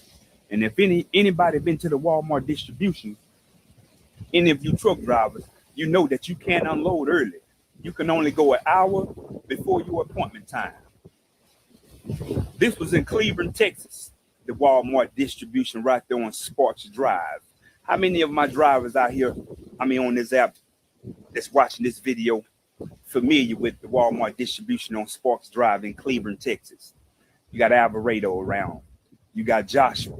Man, ain't nothing but Klansmen around that motherfucker. There's some of our people around there, but ain't nothing but Klansmen out there, man. But check this shit out, though. I'm laying down in my bed because I made it to the distribution center around about 12:30, 12:35. So I said, let me give me some rest. About 2:30, 2:35, 2:20, somewhere around there. I'm laying down asleep, but I'm woken up by a voice, a female voice, a Caucasian female voice at that. I thought I was tripping, man. No bullshit. I thought I was tripping. So I sat up for a little minute to gather my thoughts, and I hear the voice again. So I opened my curtains, and when I opened my curtains, I realized the voice is coming from my phone inside of my cup holder. So I'm really tripping now. I'm like, oh, what the fuck? So I'm thinking I done left TikTok on, or I done fell asleep, and Facebook is on or something. But I'm still hearing a hello, hello. So I grabbed the phone. When I grabbed the phone and say hello, the phone hang up. So I sit up in the front seat. I'm like, damn, that's strange. So the phone ring. And when it ring, it says emergency contact. If y'all think I'm bullshitting, check this out. I'm finna flip this phone around. Check this out. These devils has revealed themselves. It's the police officers that's hanging our young black brothers and sisters. Let me pause this and flip this phone around and show y'all.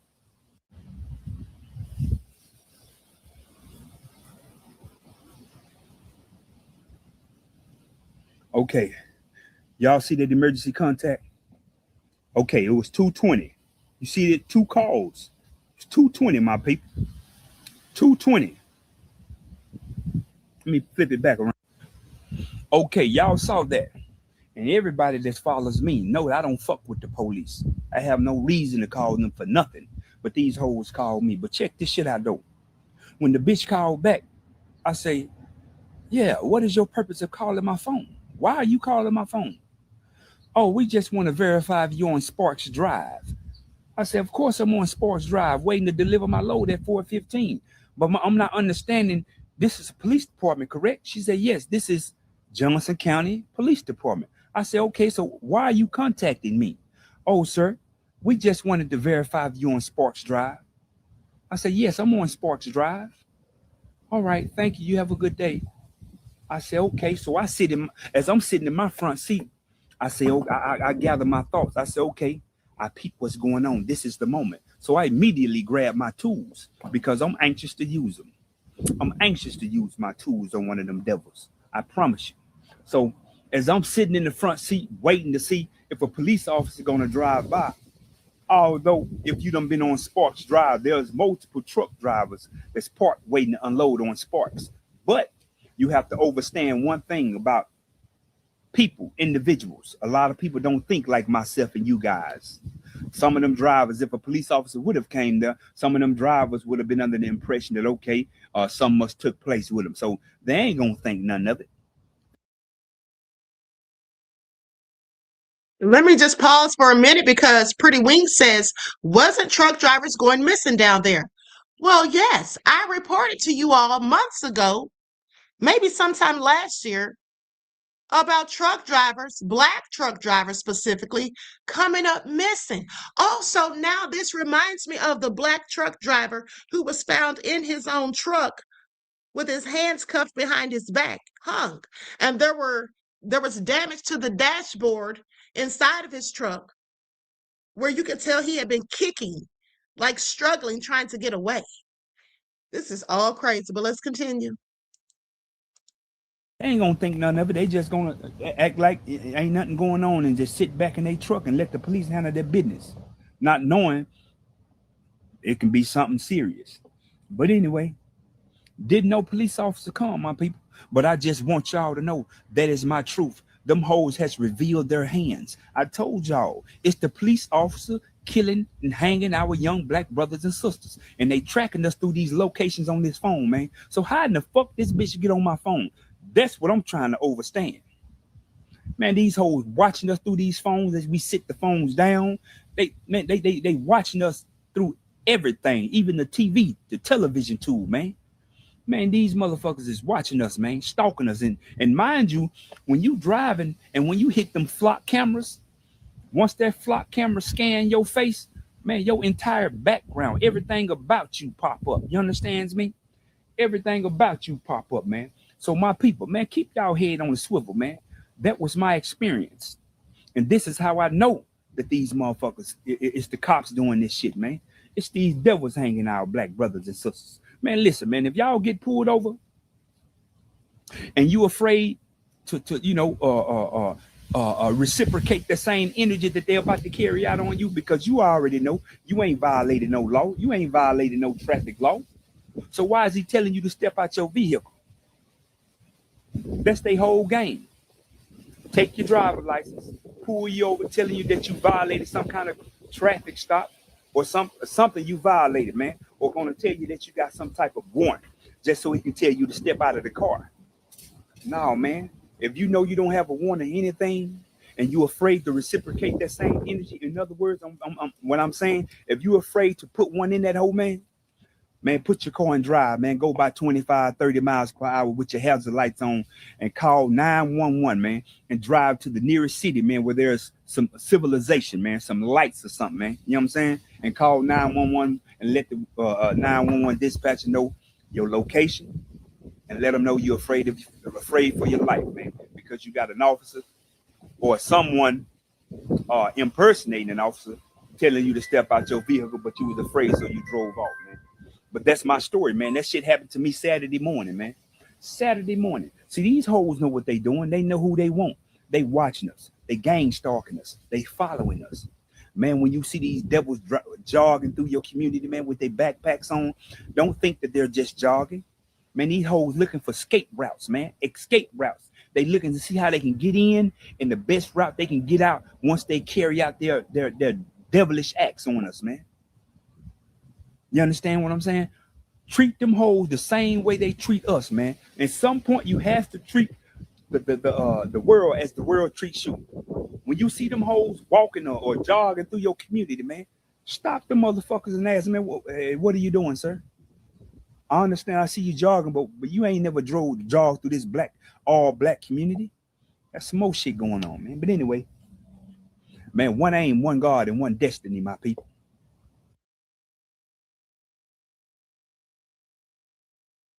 How crazy is that? Okay. MTGV Crime Podcast, thank you for that. Yes, Javion McGee, that's his name. Thank you, beloved. Ugh, that's real crazy. Now, here's what someone put in the comments under his video.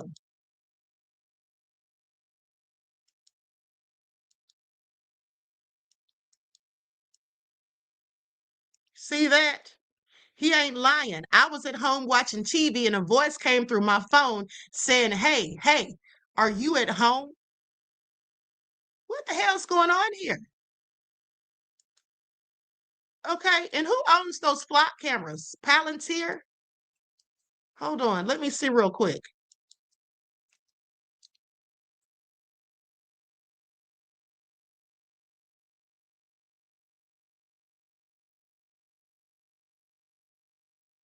Let me see here.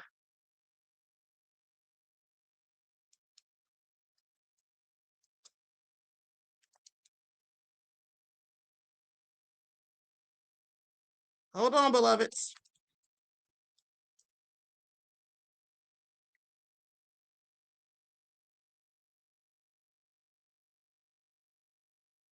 Okay, so someone by the name. Hold on, beloveds. Hold on 1 second.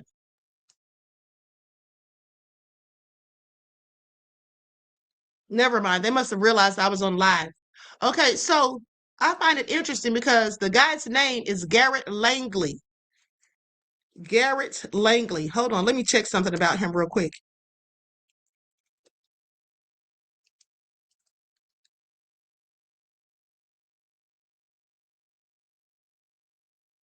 Let me just see something real quick here.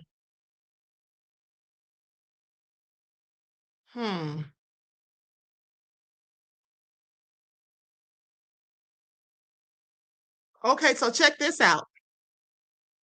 What I was trying to see is if this guy who's the CEO, Garrett Langley, if he was one of Benjamin Netanyahu's people, because the guy who owns Palantir, Peter Thiel, he absolutely is, right? But it says that he is not, but what it does say is this. Hold on. Like some, everyone please like and share. It says that there's no public information indicating that Garrett Langley is Jewish, as he does not openly discuss his personal beliefs. But public mentions connecting him to the Jewish community are strictly related to flock safety business operations and recent privacy controversies, security contracts. Now, organizations like the Jewish Federation of Greater Atlanta have explicitly partnered with flock safety to install surveillance cameras across their properties to protect against anti-Semitic threats. Don't y'all find that interesting? Now, this is Trump is behind all of this stuff. I want you all to pay attention.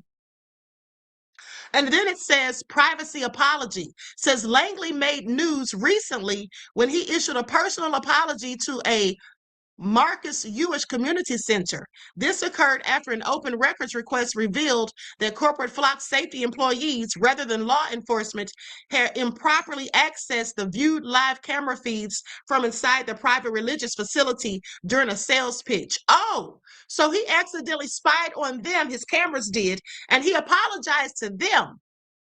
But he's not going to apologize for spying on the rest of us. Don't y'all find that interesting?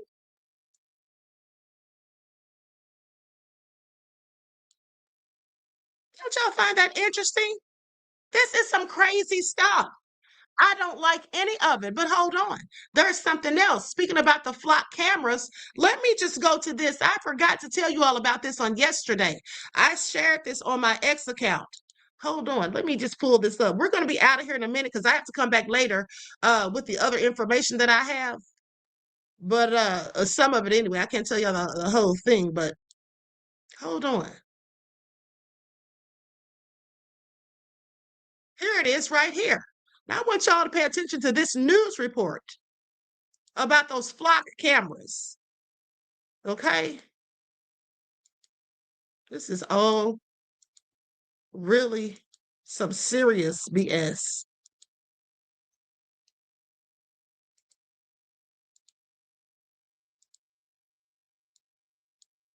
According to a crowdsourcing map, this is a flock camera. Well, it used to be. If you take a little bit of a closer look, you can tell it looks like it's been cut down. And the camera itself, it's nowhere to be found. Growing distaste for flock cameras is manifesting in Harris County two ways. Through public means. Having flock in Harris County makes us less safe. It puts all our county's residents' lives at risk of mass surveillance. And vandalism. That there was no rhyme or reason to where these cameras were placed. The county essentially allowed flock to take over our streets by placing ALRPRs anywhere they pleased. Eyewitness News has found at least half a dozen flock cameras cut down across Harris County. Houston police saying so far no one has been arrested, but they are investigating. The destruction comes as county commissioners voted unanimously Thursday to amend their contract with Flock, not to restrict Flock, but to ensure the device is available for use countywide. The cameras collect information and can be accessed by agencies who have contracts with the company, like law enforcement. Experts tell ABC 13 public distaste for the cameras is growing nationwide, along with concerns for mass surveillance, privacy, and data sharing. For many in society, they're looking at what the negative unintended consequences may be if this information gets leaked or someone uses it and finds itself in the wrong hands. Flock saying on their website they do not sell data to third parties and that all searches are recorded. According to Flock's website, their product is different from traditional security cameras. While security cameras capture an area, Flock says their system uses machine learning to take clear photos of license plates and store it with a physical description of the cars. How crazy is that? And Conanigan says that ScrewTube won't let him write the whole thing. Okay, because he put DFlock and then had to come back and put .org in a separate comment. This is all crazy. But like I told you guys back in 2020, that I had a dream that the people who were doing those lynchings back then, because you all remember there were lynchings in 2020. And I told you all that I had a dream that the police were involved. Y'all remember that? And I just told you all again about that the other day. And I literally described Robert Fuller, okay, who was found hanging in Palmdale, California. I literally described that man and what happened to him in the dream. Okay? So I just think this is all real crazy. And this is scary. This is real scary because what are they up to? Like, you have to think about it. Just ask yourselves, why do they need to have everyone under constant surveillance? Hold on.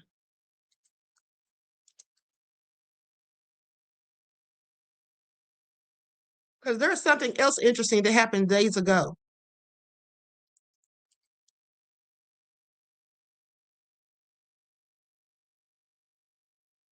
Let me see if I can find that story. There was a story where this man was supposedly, hold on, let me look for it real quick. Let me just check one more source. Hold on, beloveds.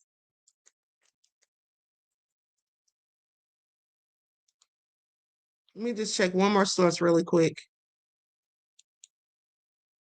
I don't want to be on her all day because I have to come back.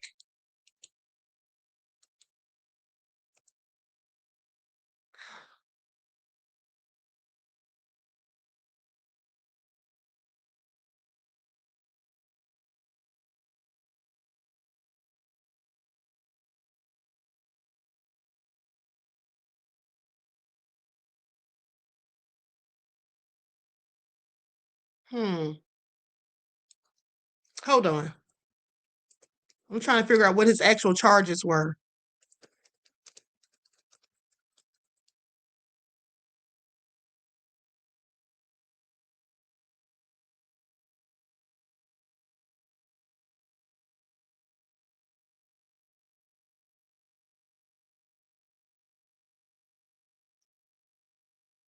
I'm not sure if this is who I'm talking about. Let me just check for his picture.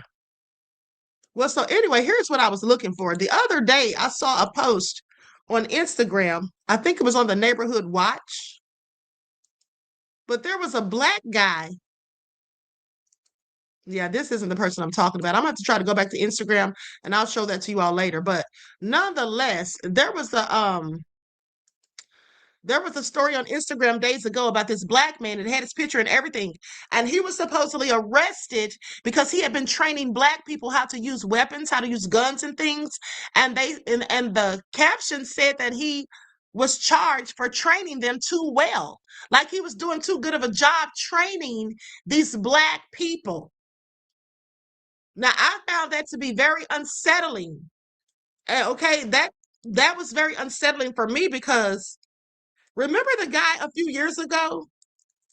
Wasn't his name Rakeem Alugbalan? I'm going to see if I can look him up.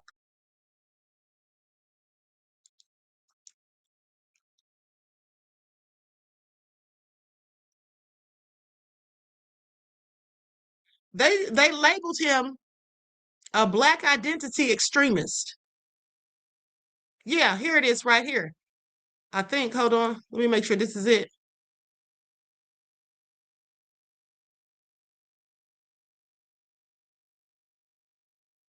Yeah, no, that's not him. Hold on, that's someone older. Hold on, beloveds. Do you all remember?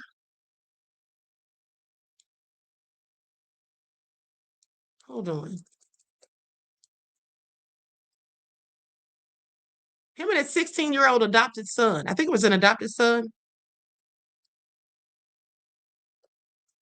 SWAT showed up at his house because there was a video he posted to Facebook.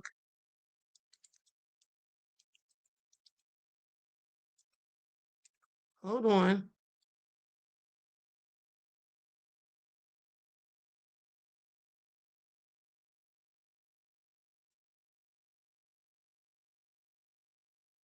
Let me see if this pulls it up.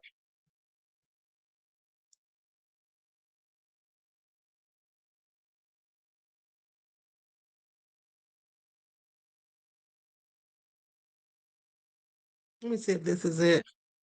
If this isn't it, I'll just have to look for it later and come back because I don't want to be wasting time. Let me see here. Yeah, that's not it either. Okay, so listen.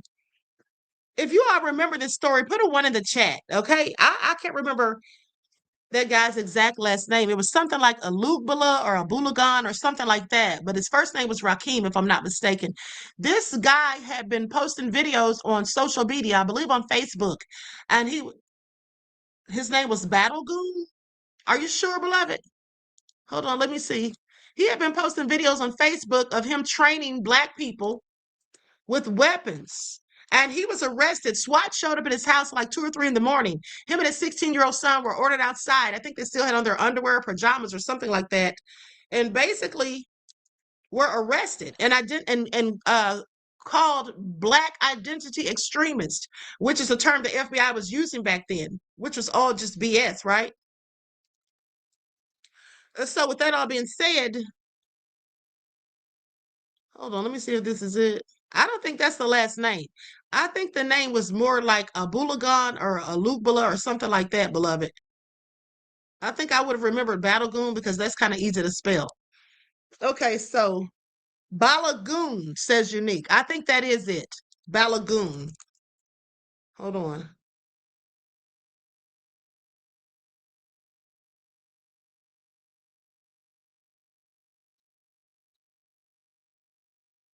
Hold on. So anyway, he was arrested. SWAT came to, this is him right here. Hold on. I just saw his picture. Hold on. Yeah, listen to this. Rakeem Balagoon, thank you, beloved. That's his name. Okay, an American activist and U.S. former Marine was arrested by heavily armed FBI agents in Dallas, Texas, in his home December 12th of 2017.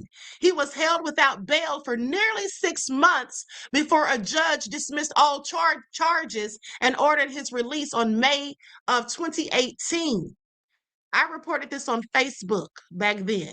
His legal name is Christopher Daniels. He was investigated by the FBI under a controversial and secret government program that tracked individuals labeled as Black identity extremists. Now, mind you, back then I told people that that was a made-up term and that it was too vague and that it seemed to me like they were just trying to find a way to lock up Black folk who are considered as activists and who are also out here doing militarized, well, not militarized, but doing training, okay, of other Black people.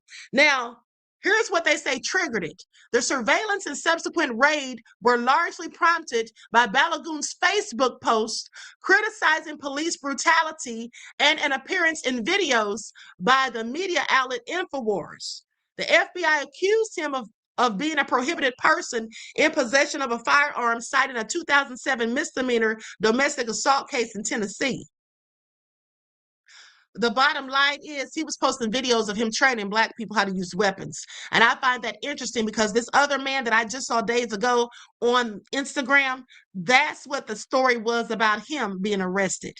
Now, after spending roughly 5 months in federal custody, a judge concluded the government's evidence was insufficient to prove Balagoon's past Tennessee misdemeanor disqualified him from legally owning firearms seized from his home. All charges were dropped and he was freed. During his time in jail, he lost his job, his car, and his home and was separated from his son. Okay, and they identified him as a Black identity extremist. So I just want you all to pay attention. There's something really strange going on here. And I do believe, like that guy said yesterday, that Nolan's death is going to bring people together. I don't know if it's going to bring people together, but what I do know is that it's opened up a whole can of worms and is letting us start to see exactly what's going on behind the scenes. Okay, I want you all to pay attention.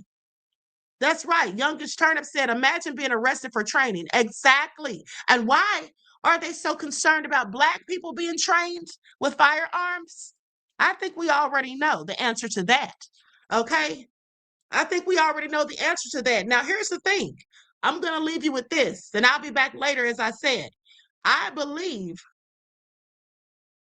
that what happened to Nolan was not an accident, that it was absolutely intentional and had something to do with a ritual. And also with the Klan.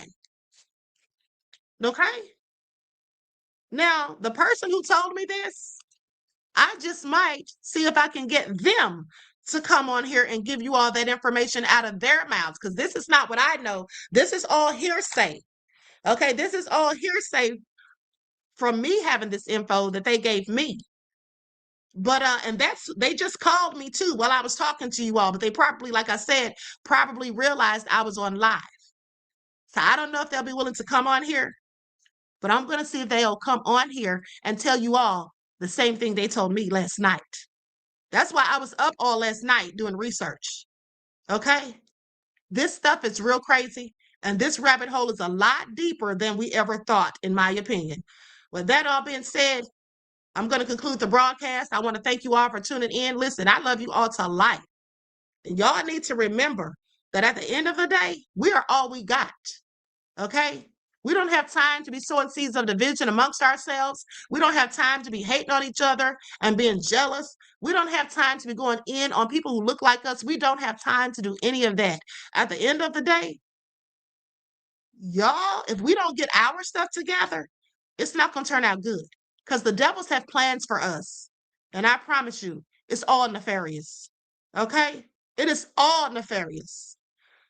That all being said, each one teach one. That's how we grow and thrive. Do something productive, constructive, but never destructive.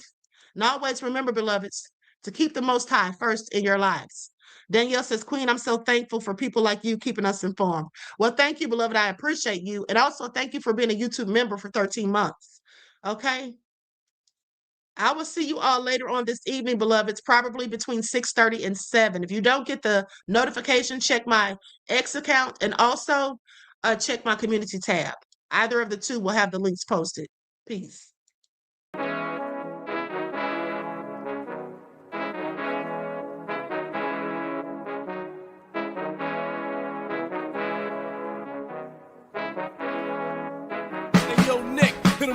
Gold all in my skin, God all in my blood, kings all in my circle. You touch one of mine and you're done. They show no love for the queen. Why you hating on me? Is it cause I'm free and I got Malcolm X in my jeans? I got dreams like King Luther, shed blood like Kunta. You ain't helping my people, I ain't got nothing to say to ya. I want all the smoke like hookah. Talking reparations, America won't be great until they give us compensation. I'm like, I'm the hottest right now. See a bunch of lames out here trying to jock on my style. They be doing too much. I'm the queen, it's too easy. It's like they all at Popeyes, how they be talking so greasy. I just sit back and laugh while these haters get madder. So nefarious how they don't want my pockets with cheddar. I tell them they can do better. These snakes in the grass can leave a bite on your ass, cause y'all be trusting too fast. I got my foot on the gas, other one on they necks. Dropping receipts on haters, you better show some respect. I'm never facing regrets, we only facing the threats. Running through every challenge like a relay, break no sweat. It's a cold game, so I got that blanket with me. Now that my people awaken, ain't no going to sleep. I do not play by my piece, this time I'm playing for keeps. You talking slick, but when I see you like them ends, we gon' meet. And I got gold all in my skin, God all in my blood, kings all in my circle. You touch one of mine and you done. They show no love for the queen. Why they hating on me?